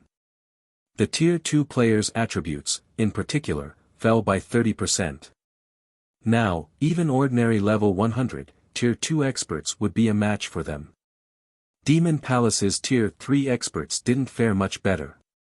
Both their basic attributes and physiques fell by 20%, causing their combat power to plummet. Because of the disintegration field, the gap between Shi Feng's doppelgangers and Demon Palace's members widened even further. Now, even Evil Qilin slid back as he fought Shi Feng's doppelganger. He was no longer a match for the clone head-on. The other Tier 3 experts from Demon Palace couldn't even put up a fight. Shi Feng's doppelgangers sent them flying with every swing of their swords, forcing them to reveal weaknesses for the doppelgangers to exploit. The Tier 3 healers couldn't keep up with the doppelgangers' damage. Read latest chapters at Wuxia World. EU. After 5 seconds, one of the Tier 3 peak experts fell. Another followed a few seconds later. This battle was no longer a fight. It was a slaughter. In the 20 seconds after Shi Feng had activated disintegration field, 5 of the 13 Tier 3 players from Demon Palace had died. The remaining Demon Palace members were terrified. At this rate, Surefoam would eliminate them all in less than a minute. Retreat! Everyone retreat! Evil Qilin shouted, gritting his teeth. He couldn't continue watching Surefoam massacre his team. Chapter 24:19 Evil Qilin terrified. We've won. Hearing Evil Qilin's order to retreat, Cleansing Flame's jaw hit the floor. When Demon Palace had first arrived on Dragonheart Island, it had caused a huge sensation, and many of the superpowers had quickly learned to fear it. Of all the feats Demon Palace had accomplished on the island, the most amazing was its achievement of elevating Warblood to the #1 adventurer team on Dragonheart Island. Meanwhile, Evil Qilin's team had beaten the various superpowers' main forces into submission, ensuring that no one dared to oppose his guild. Aside from a few super guilds' main forces, not a soul on Dragonheart Island could contend with Evil Qilin's team. When Cleansing Flame had learned that Demon Palace had sent Evil Qilin's team to hunt down her commander, she had nearly fallen to despair. Heaven's Blade had the power, more or less, to resist Warblood, but against Demon Palace, it would be utterly helpless. And yet, not only could Surefoam contend with the main force from one of Demon Palace's trump card legions, but he had also defeated that team. It was unbelievable. Although Dragonheart Island's top 3 experts could defeat Evil Qilin's team, they'd have to rely on guerrilla warfare in the fields to pick off the team members. Defeating the team head-on was practically impossible. Evil Qilin, Dark Scorpion, and Twilight Dawn were no ordinary experts. Evil Qilin, in particular, was one of the top 10 experts on Dragonheart Island and fully capable of annihilating Heaven's Blade's main force by himself. Meanwhile, Demon Palace's members felt bitter about their commander's order to flee. Normally, they were the ones that terrified their opponents, but Surefoam had single-handedly forced them to run with their tails tucked between their legs. If they told this story to the people waiting outside the tunnel, those players would assume they were joking.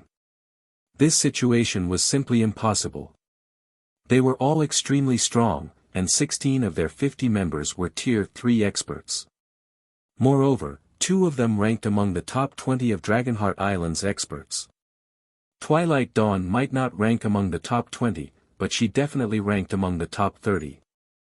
Not even super guilds could afford to dispatch such a powerful team without limiting its operations. Even if a super guild sent such a team against them, they wouldn't suffer such a devastating loss. However, this impossibility had happened, and their opponent wasn't a trump card legion from some super guild. They merely faced a pseudo-superpower, and to make matters worse, Zero Wings guild leader, Surefoam, had defeated them without help. If word of this spread, Demon Palace's reputation on Dragonheart Island would be ruined.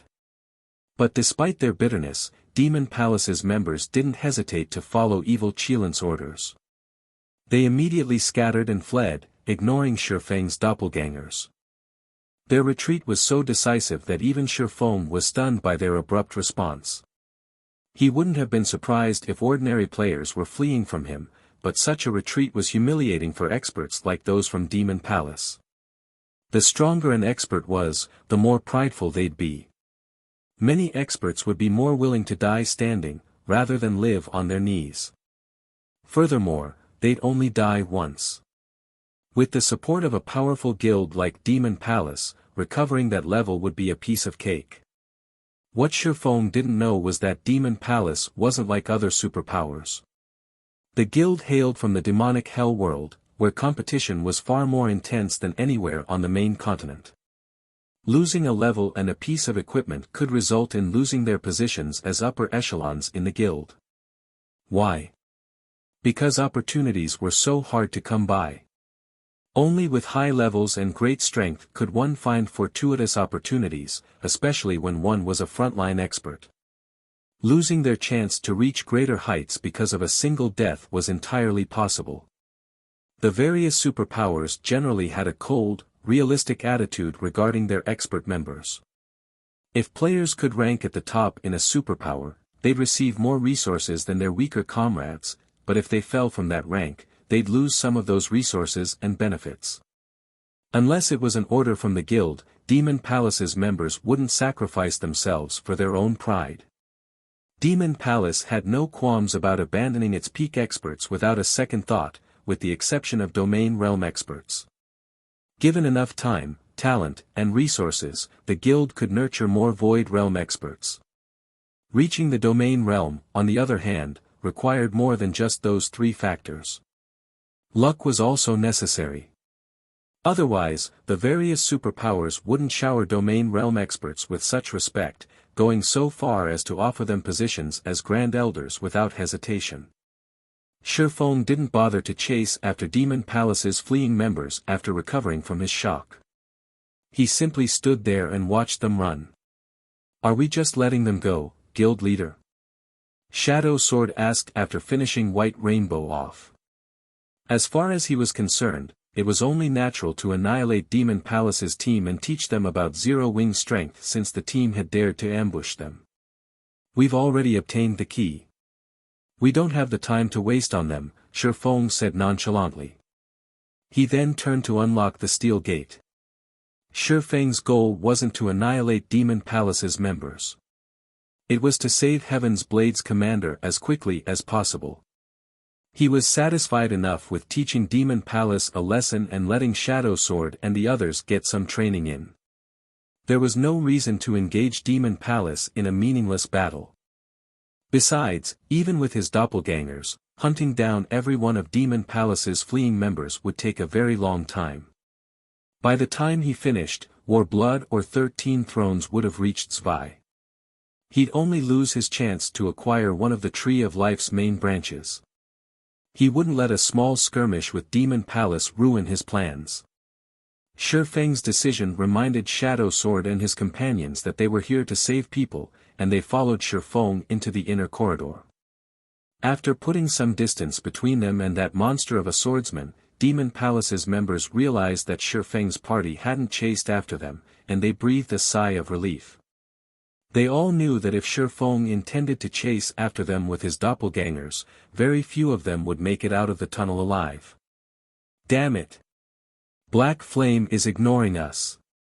Twilight Dawn cursed and slammed her fist into the wall beside her when she realized that no one had run after them, her expression shifting through a series of complex emotions. While she was glad that they hadn't lost a level, they were the creme de la creme of Demon Palace's third trump card legion. And Shifeng obviously considered them negligible, too lazy to bother hunting them down. It was humiliating. "He's not coming after us." Evil Qilin frowned deeply when he saw the steel gate at the end of the tunnel disappear. "It seems we have severely underestimated Zero Wing. We need to leave and meet with the Vice Guild leader." Read latest chapters at Wuxia World. If Shifeng had continued after them, he would have, at most, acknowledged that Shifeng was very strong, but since the swordsman ignored them, he couldn't help the terror he felt. Since the very beginning, Shifeng hadn't considered them equals. He didn't even consider them a threat to Zero Wing. Thus, it didn't matter if they escaped or died. Neither outcome would affect Shifeng's guild.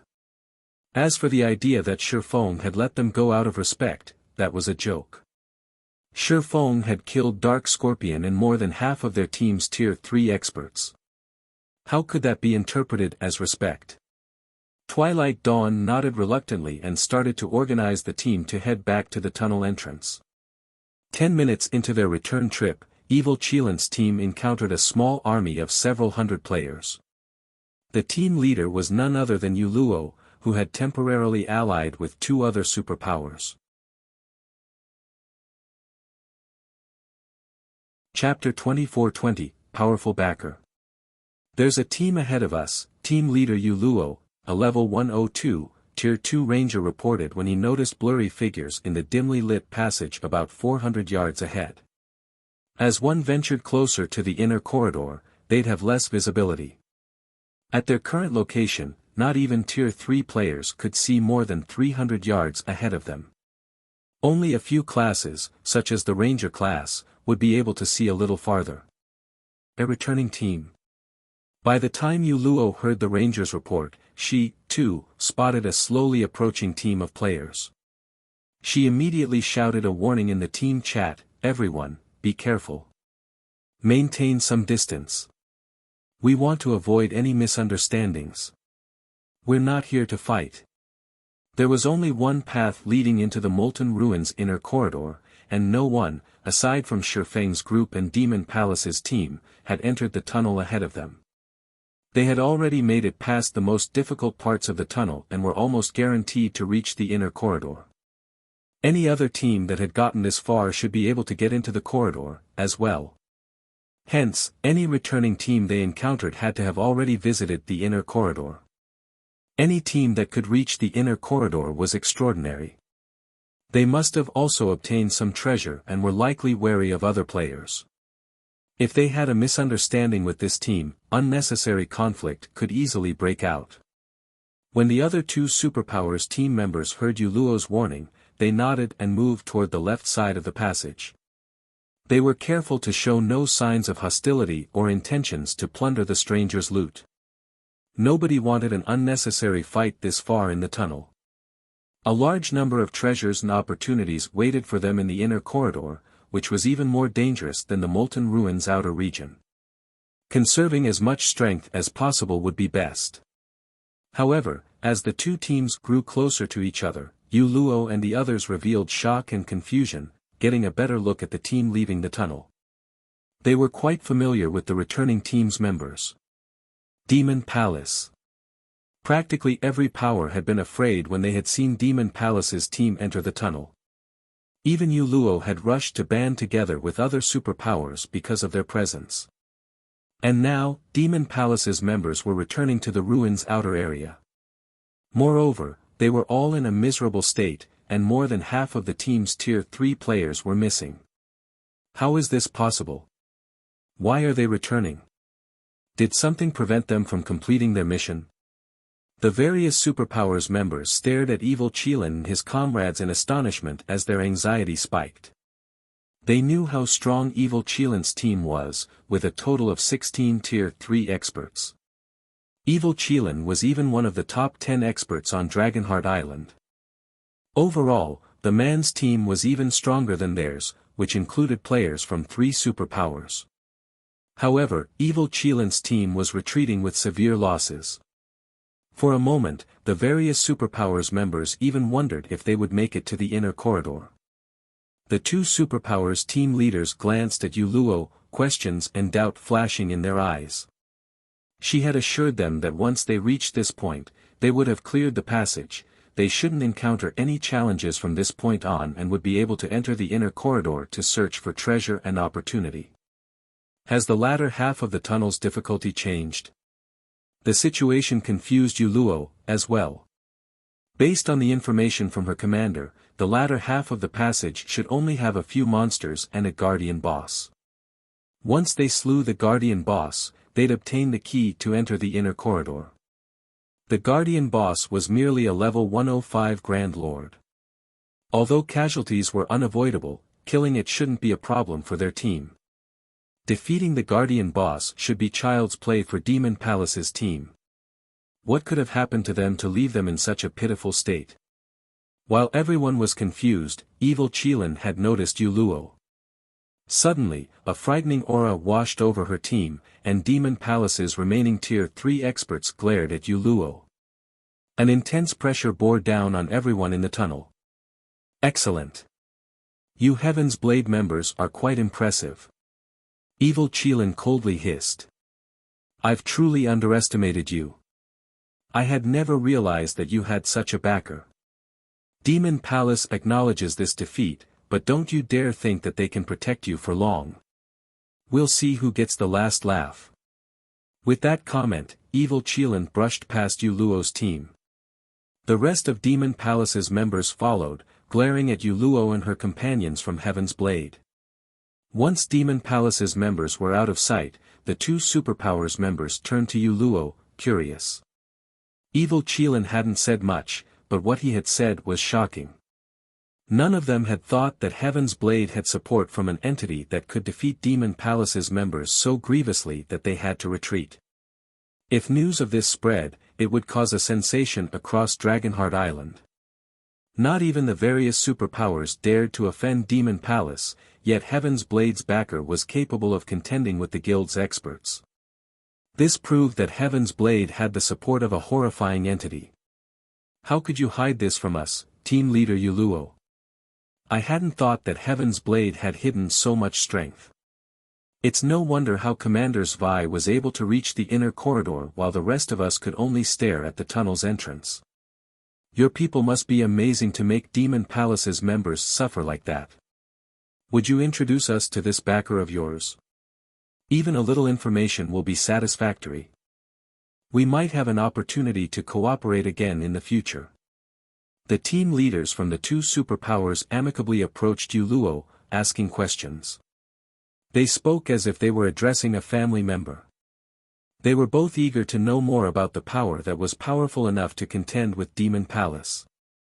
They also wanted to avoid accidentally offending this power. If this power had beaten Demon Palace's team so badly, they'd meet an even more miserable end if they offended it. This. I'm not sure what he's talking about, Yuluo replied, confused. She had never heard of Heaven's Blade working with a power that was a match for Demon Palace on Dragonheart Island. Both team leaders glanced at Yuluo, skeptical. An act. This was clearly an act.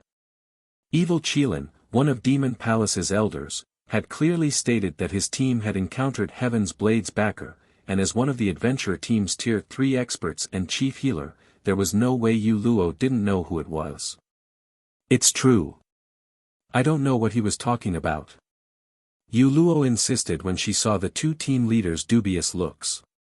If Heaven's Blade had the support of such a powerful entity, why would she go to so much trouble to save her commander?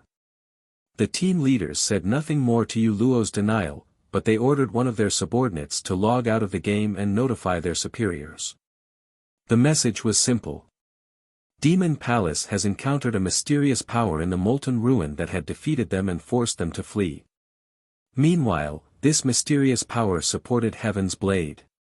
They also suggested that their superiors launch a thorough investigation on this mysterious power as soon as possible. While the subordinates related the message, Heaven's Blade's members racked their minds to figure out when their adventurer team had allied with such an amazing power. As for the possibility of evil Qilin lying to them. Read latest chapters at Wuxia World. EU. That was impossible. Evil Qilin had no reason to lie. Unless evil Qilin was suicidal, he wouldn't broadcast his defeat and tarnish Demon Palace's reputation and prestige. Could it be 13 Thrones doing? After pondering the matter, the only super guild Yuluo could think of that had any relationship with Heaven's Blade was 13 Thrones. That would explain Demon Palace's injuries, but considering the situation further, something felt amiss to her. I should notify the commander. She should know something about this. Yuluo sent one of her assassins to log out of the game and notify their commander. Demon Palace's retreat, after all, was wonderful news for their adventure team. Chapter 24-21, Monster-Level Genius Molten Ruin, Inner Corridor. After venturing further into the inner corridor, Zvi and her team reached an altar hall the size of a football field. Because of the various traps and monsters they had encountered, less than 30 players remained on the team. Of the 8 Tier 3 players the team had started with, only 6 remained. Their losses had been considerable. Commander, those monsters seem afraid to enter the hall, a Tier 3 berserker mentioned when he realized that the mechanical golems pacing in the corridor refused to follow them. Breathing a sigh of relief, he continued, that was close. I almost thought we wouldn't make it. To escape Warblood's pursuit, they had run through the inner corridor. They desperately fought the entire time, unable to relax their guard. Doing so had exhausted their stamina and concentration. If they had to continue at that pace for another half an hour, Warblood wouldn't have needed to attack, they would have died as soon as the mechanical golems caught up. Now that they had made it to a room where the mechanical golems wouldn't follow, they could finally catch a breather. This might be one of the inner corridor's safe zones. Take this chance to rest up, everyone, Svi, the female guardian knight wearing a silver knight's helmet and a black-white suit of armor, said as she glanced around the hall. Assassins and rangers, check this room for traps. As always, Svi's voice sounded gentle and sacred. It was impossible to detect her fatigue. It earned even more respect from her team members. Svi was the team's lead MT, and as such, she had been fighting for hours. She had even borne the burden of tanking 2 Grand Lords. She should have expended more stamina and concentration than any of her teammates, yet she seemed perfectly fine. The team's assassins and rangers did as they were told and began to inspect the hall for traps. Meanwhile, the rest of the team sat and pulled potions from their bags, using the opportunity to restore some of their lost stamina and concentration. What should we do now, Commander? Warblood's members are likely getting close, but if we move deeper into the ruin, we'll likely encounter a challenge we can't overcome, a Tier 3 female elementalist worriedly asked as she examined her system map. Although they had found a safe zone, it wouldn't protect them from Warblood's team. It was only a matter of time before Warblood caught up to them. Furthermore, they should be very close to the central corridor according to the system map. The monsters in that area were all level 110 or higher and were too strong for players of their levels to defeat. If they died, not only would they lose all of the Tree of Life's branches they had acquired, but they'd also lose levels and equipment. If we are doomed, we might as well charge into the central corridor and meet our deaths. I refuse to let Warblood take advantage of us, Prison Tiger, the Tier 3 Berserker, declared. He had already thought the matter through. It did not matter whether their team ran into Warblood's members or rushed headlong into the ruin's heart. Both meant their annihilation. If they were going to die, either way, they might as well ensure that Warblood waste their time and energy. The rest of the team members nodded their agreement.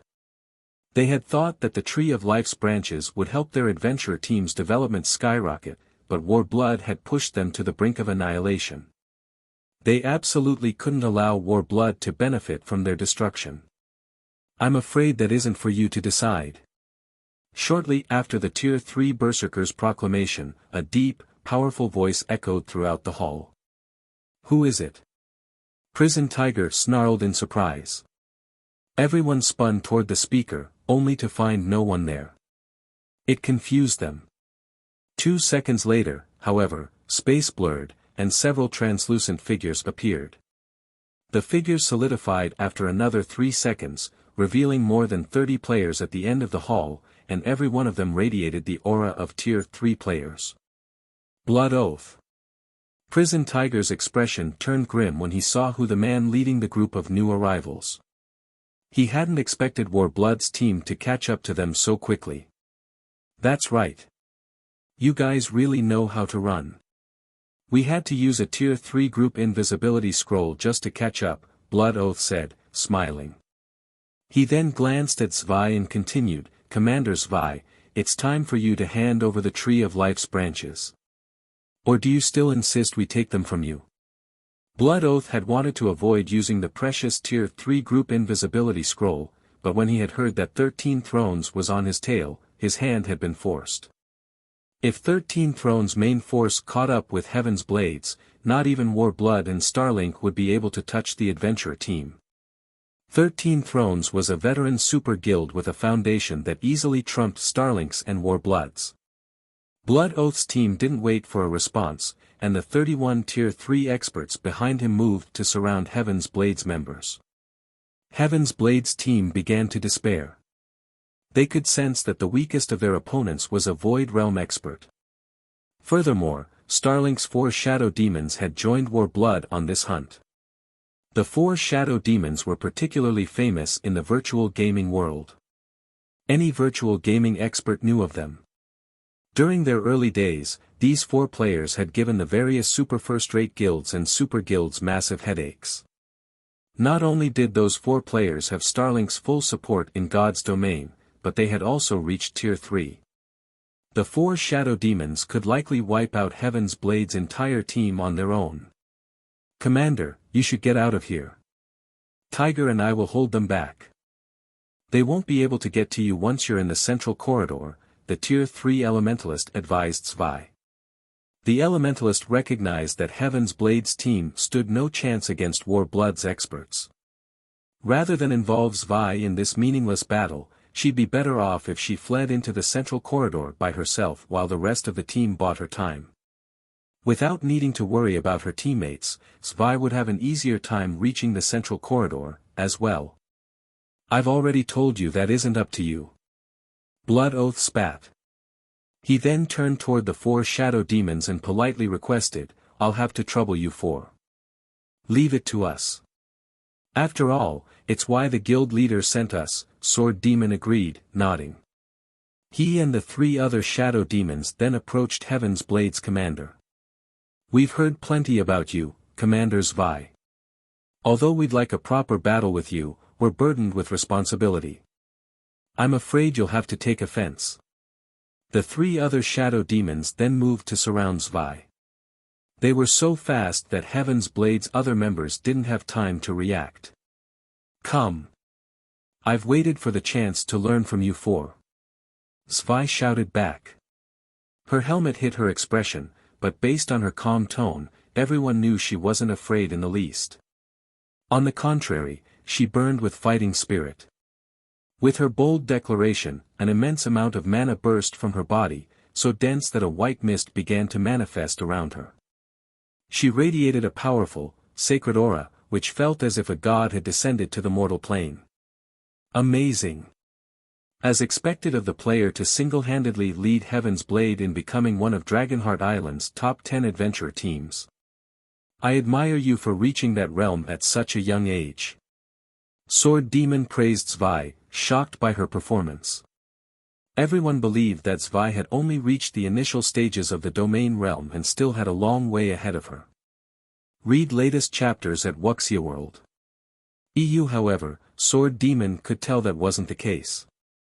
Zwei had progressed quite far into the domain realm. Even he had only managed the feat in his old age. As the 2 teams were about to engage, a loud commotion broke out outside the hall. Everyone spun to see what had happened. Has 13 thrones arrived? Prison Tiger muttered hopefully.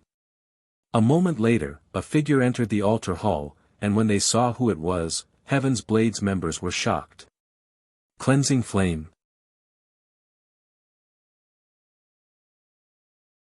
Chapter 24-22, Black Flame's arrival. Cleansing Flame's sudden appearance stunned and confused Heaven's Blade's members. Why is Flame here?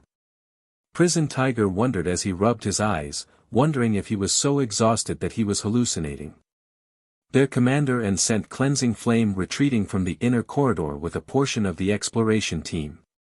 Although she had later run into Zero Wing, which had helped her team, returning to the inner corridor and reaching this altar hall so quickly shouldn't have been possible. Moreover, Heaven's Blade's members couldn't figure out how Cleansing Flame had made it past the army of mechanical golems that roamed the inner corridor. They had suffered considerably to get this far, yet Cleansing Flame didn't even seem to have lost much stamina or concentration, much less HP. She looked as if she had taken a leisurely stroll through her backyard. How did she get here? Blood Oath narrowed his eyes at Cleansing Flame. The corridor was littered with mechanical golems, and many of them were great lords. There were also several Grand Lord-ranked mechanical golems outside the hall. Not even his team would have made it to the altar hall safely without using a Tier 3 group invisibility scroll. And yet, despite being a Tier 2 player, Cleansing Flame had entered the hall without taking any obvious damage. It was also obvious that she hadn't used an invisibility scroll. It was astonishing. While everyone stared at her, Cleansing Flame ignored Warblood's team and addressed Zwei. Commander. Reinforcements have arrived. Cleansing Flame excitedly announced, her voice resonating throughout the hall. We're saved. Reinforcements. This is great. We can finally leave this godforsaken place. Heaven's Blade's members released a held breath, joy, excitement, and relief washing over them. The constant fighting and hiding had tormented their mental states, and they had been incredibly depressed when they thought about how Heaven's Blade might fall from their position as one of Dragonheart Island's top 10 adventurer teams once they were annihilated. How could they hold themselves back from celebrating now that reinforcements had arrived to save them? Even if without the main branch, Heaven's Blade's strength could reach a new level with the Tree of Life's side branches. Reinforcements. In contrast, Blood Oath was clearly unhappy about Cleansing Flame's announcement. How did 13 Thrones members get here so quickly? He knew that 13 Thrones was trying to rescue Heaven's Blade since the Super Guild's representative had contacted him, asking him to give up on his hunt for Zwei. However, the idea of owning a Tree of Life was too tempting, and 13 Thrones forces had been nowhere near Zwei's team. If War Blood could annihilate Heaven's Blade's team and secure the Tree of Life's main branch, 13 Thrones would likely let the matter slide. Furthermore, War Blood and Starlink were partners in this situation, and starting a war with both organizations wouldn't benefit 13 Thrones, especially not over a Tree of Life main branch. If War Blood clashed with 13 Thrones' main force, however, it would be a different story. The Super Guild would consider it a declaration of war, and to protect its reputation, 13 Thrones wouldn't let War Blood or Starlink off the hook. Are we going to continue this fight, Commander Blood? Sword Demon asked in a whisper to Blood Oath. Blood Oath hesitated, unsure of which route to take. With 13 Thrones members here, the tables had turned, but he didn't want to give up now that he had set his sight on the Tree of Life's branches. While Blood Oath hesitated, Cleansing Flame spoke again, and the atmosphere changed again with her next statement. Commander, Guild Leader Black Flame and his 3 companions will be here soon. Then we can all get out of here safely, Cleansing Flame said, joyfully jogging up to Zwei. Prison Tiger and the rest of Heaven's Blade's members fell silent at that, their expressions twisting in disappointment. What was going on? Zero Wing was their reinforcements. After giving the matter some thought, Heaven's Blade's members realized what was happening. Cleansing Flame had informed them that she had secured Zero Wing's help and was going to lead the guild's members to the inner corridor. But why did Zero Wing only bring 4 people to rescue them? Did you misspeak, Flame? Are you sure it's 4 people and not 40? Prison Tiger anxiously asked. There was a huge difference between 4 and 40 people. No, I said what I meant, 4 people, Cleansing Flame confirmed, shaking her head. The statement rendered Heaven's Blade's members speechless. They all assumed there was something wrong with Cleansing Flame's mind. Good. This is excellent. You actually dare to play us for fools. Blood Oath gave Cleansing Flame a painfully cold look. Do you really think you can just leave because Zero Wing is here? His team had seen his earlier hesitation, but he had only paused because he had thought 13 Thrones' team had arrived. But now he learned that Zero Wing's members had come, not 13 Thrones. To make matters worse, only 4 of Zero Wing's members were coming to rescue Heaven's Blade. If everyone thought he had shrunk back in fear of 4 Zero Wing members, he'd be humiliated. Blood Oath wasn't the only one enraged. Every War Blood and Starlink member in the hall was furious. A Tier 2 player like Cleansing Flame had played them all for fools. You've doomed us, Flame, Prison Tiger said, smiling bitterly when he noticed War Blood and Starlink's members burn with rage and fighting spirit. Cleansing Flame might have fooled Blood Oath and his companions, but her actions had only added fuel to the fire. Even if Zero Wing's members could help them, they'd likely have an even more difficult time dealing with their enemies now. Relax, Big Brother Tiger. We're safe now, Cleansing Flame confidently replied, smiling at Prison Tiger's gloomy expression. Safe. Prison Tiger was at a loss for words. War Blood and Starlink had arrived with a team of 32 players, and every one of them had already reached Tier 3. How could they possibly be safe against such a force? Kill them. Leave none alive. Blood Oath snarled, his expression darkening when he saw the smile on Cleansing Flame's face. Warblood and Starlink's experts moved in on Heaven's Blades members, rage burning in their eyes. They wanted nothing more than to tear Heaven's Blades team to shreds. Boom! Suddenly, before Warblood and Starlink's team could act, a deafening blast echoed throughout the hall. A gigantic figure, 8 meters tall, then flew into the hall. The figure was made of steel and wielded a great sword. It was a guardian soldier, a Grand Lord-ranked mechanical golem. The guardian soldier crashed into one of the hall's stone pillars, shattering it.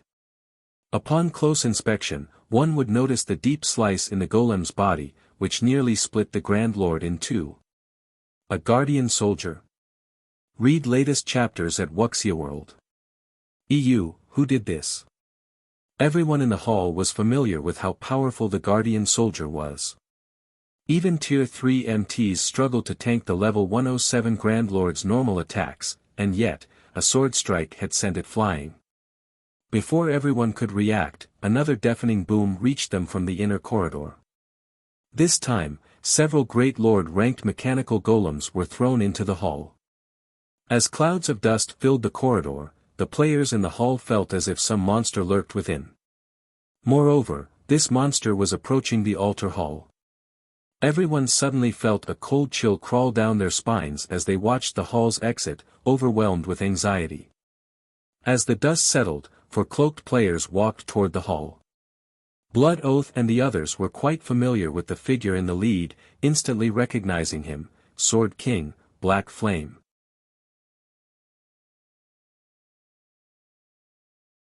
Chapter 24-23, Black Flames Might. The appearance of Shifeng's group of 4 instantly made both sides freeze.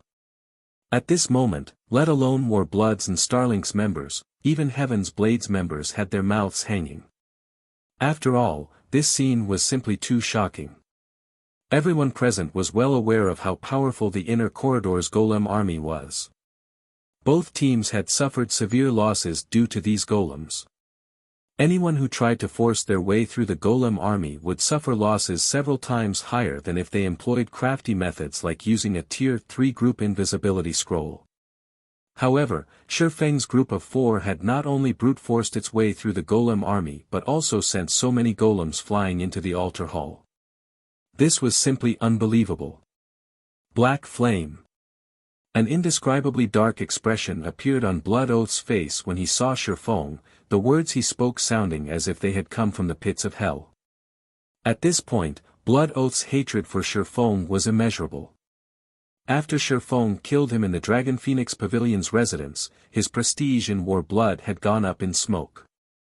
If not for his abilities and strength being sufficiently strong and the shares he held in Warblood, he most likely would have had difficulty remaining Warblood's commander. After all, unlike ordinary adventurer teams, Warblood had backing from major corporations. Hence, he wasn't the only decision-maker in the organization. Aside from Blood Oath, Starlink's 4 shadow demons were also glaring at Shifeng, belligerence written across their faces. All thoughts of fighting Zvi had vanished. Now, only Shifeng existed in their eyes.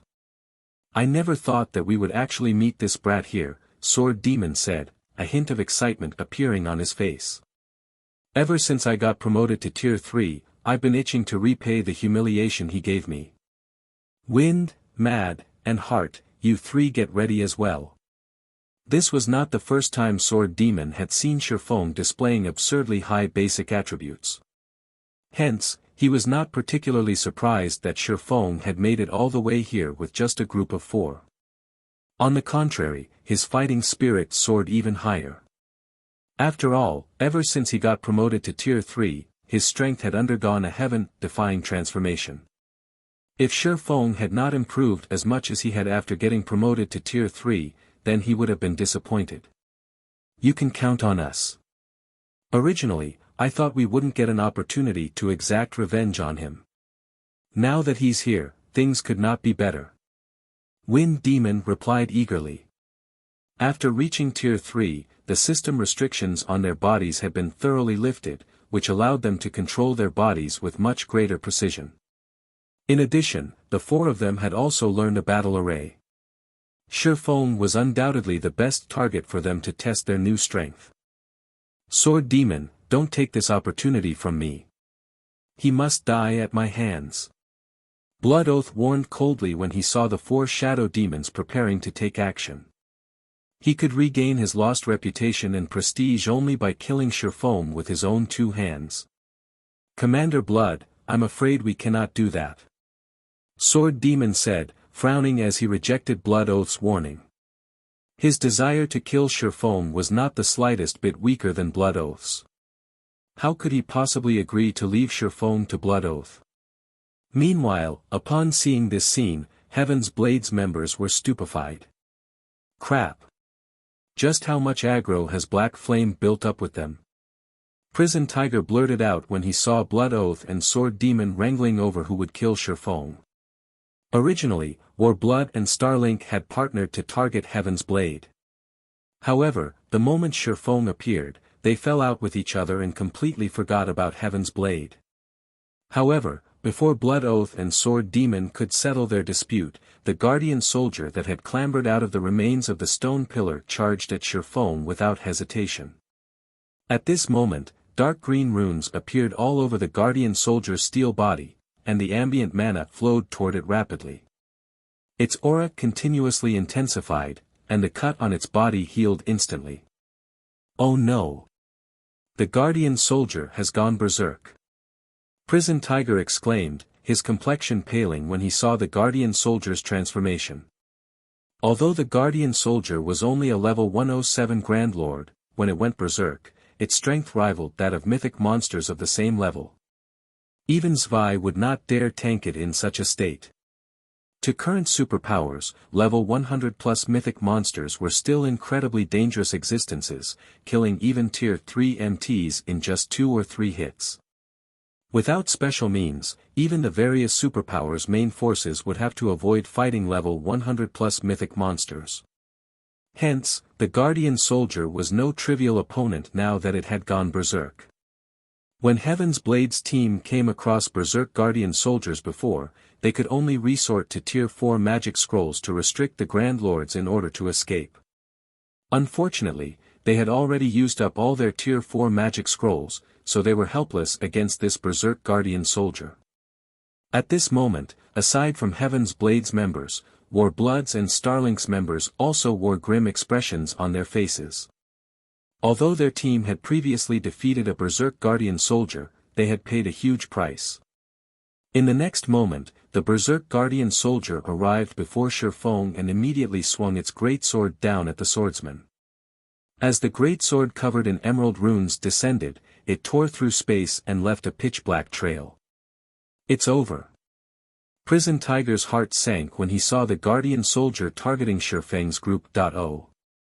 From the fact that Shifeng's group of 4 had managed to arrive at this hall, Prison Tiger could tell that they possessed extraordinary strength. These 4 Zero-Wing members might not be able to save Heaven's Blade's team, but they would be of some help in the fight against War Blood and Starlink.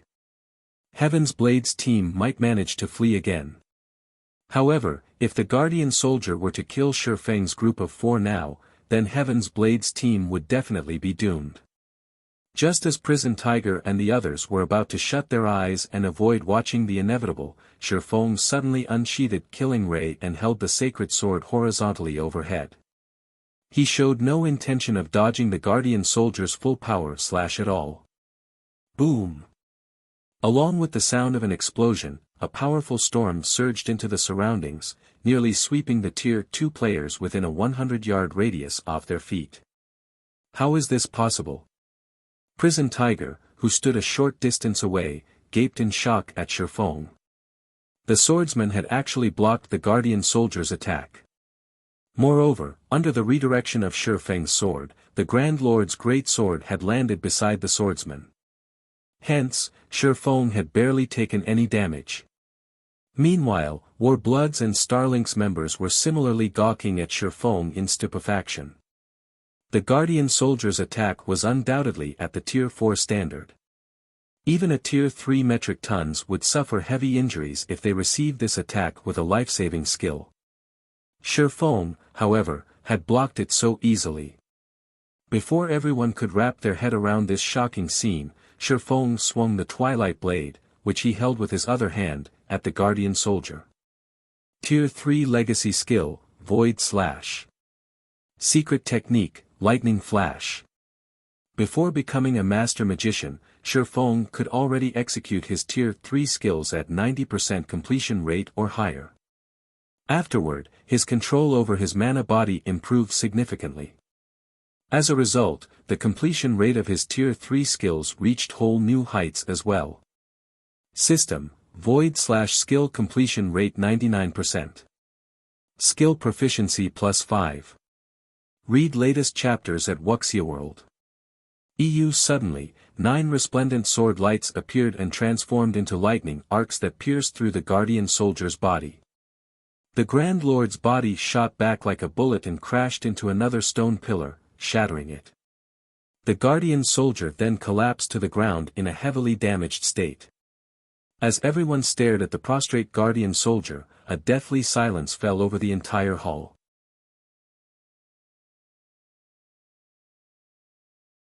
Chapter 24-24, Silenced, Is he really just a Tier 3 player?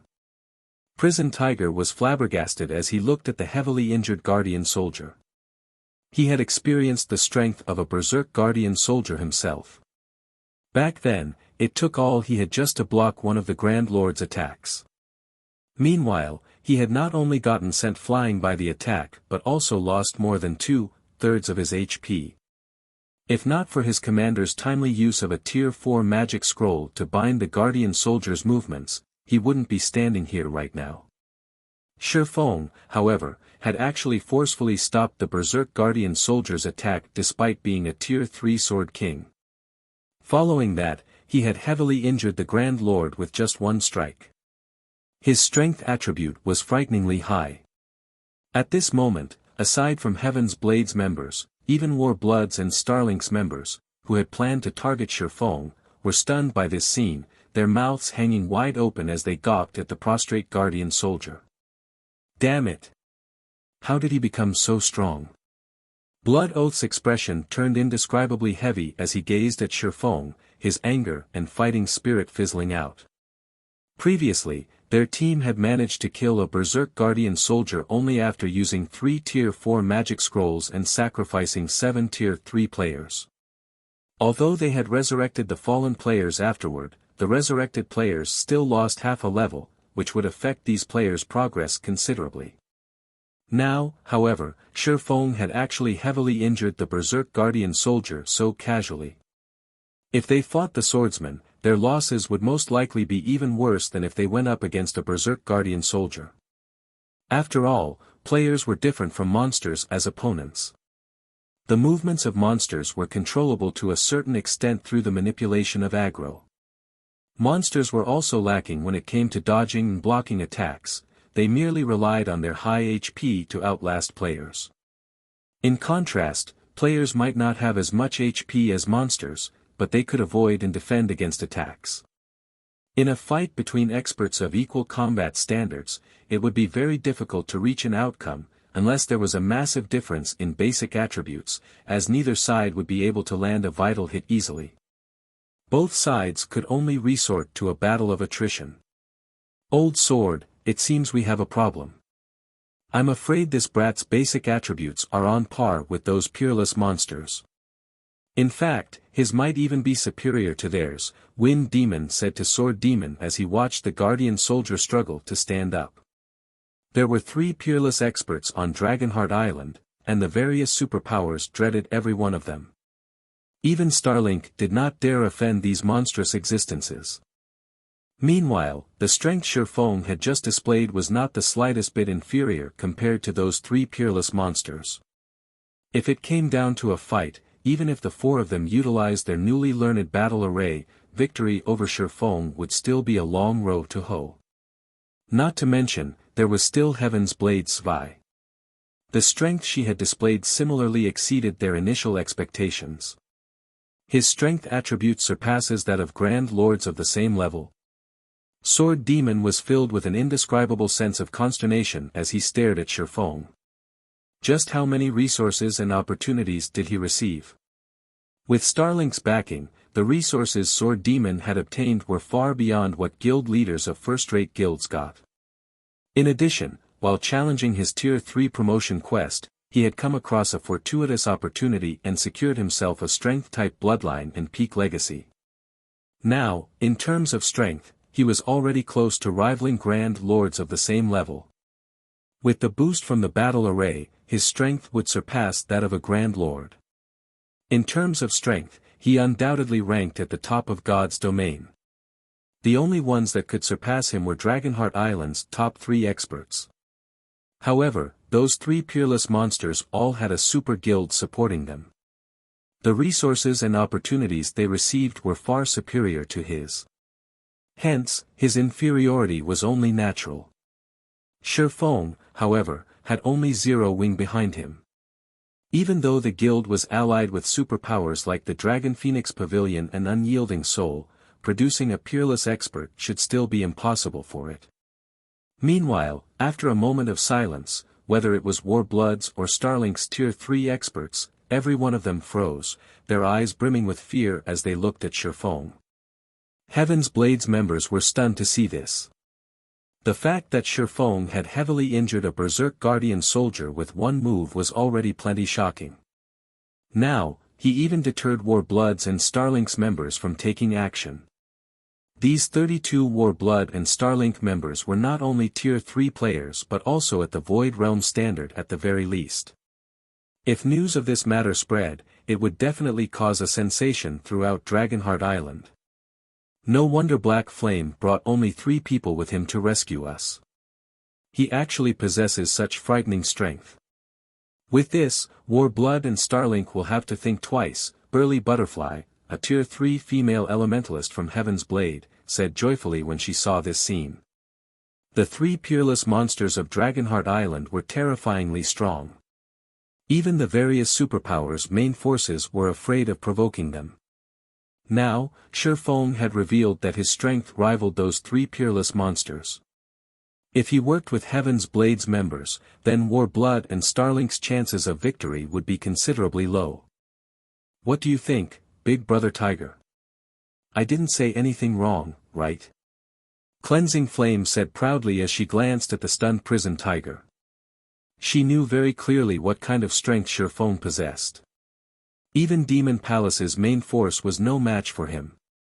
Warblood and Starlink naturally wouldn't stand a chance against him either.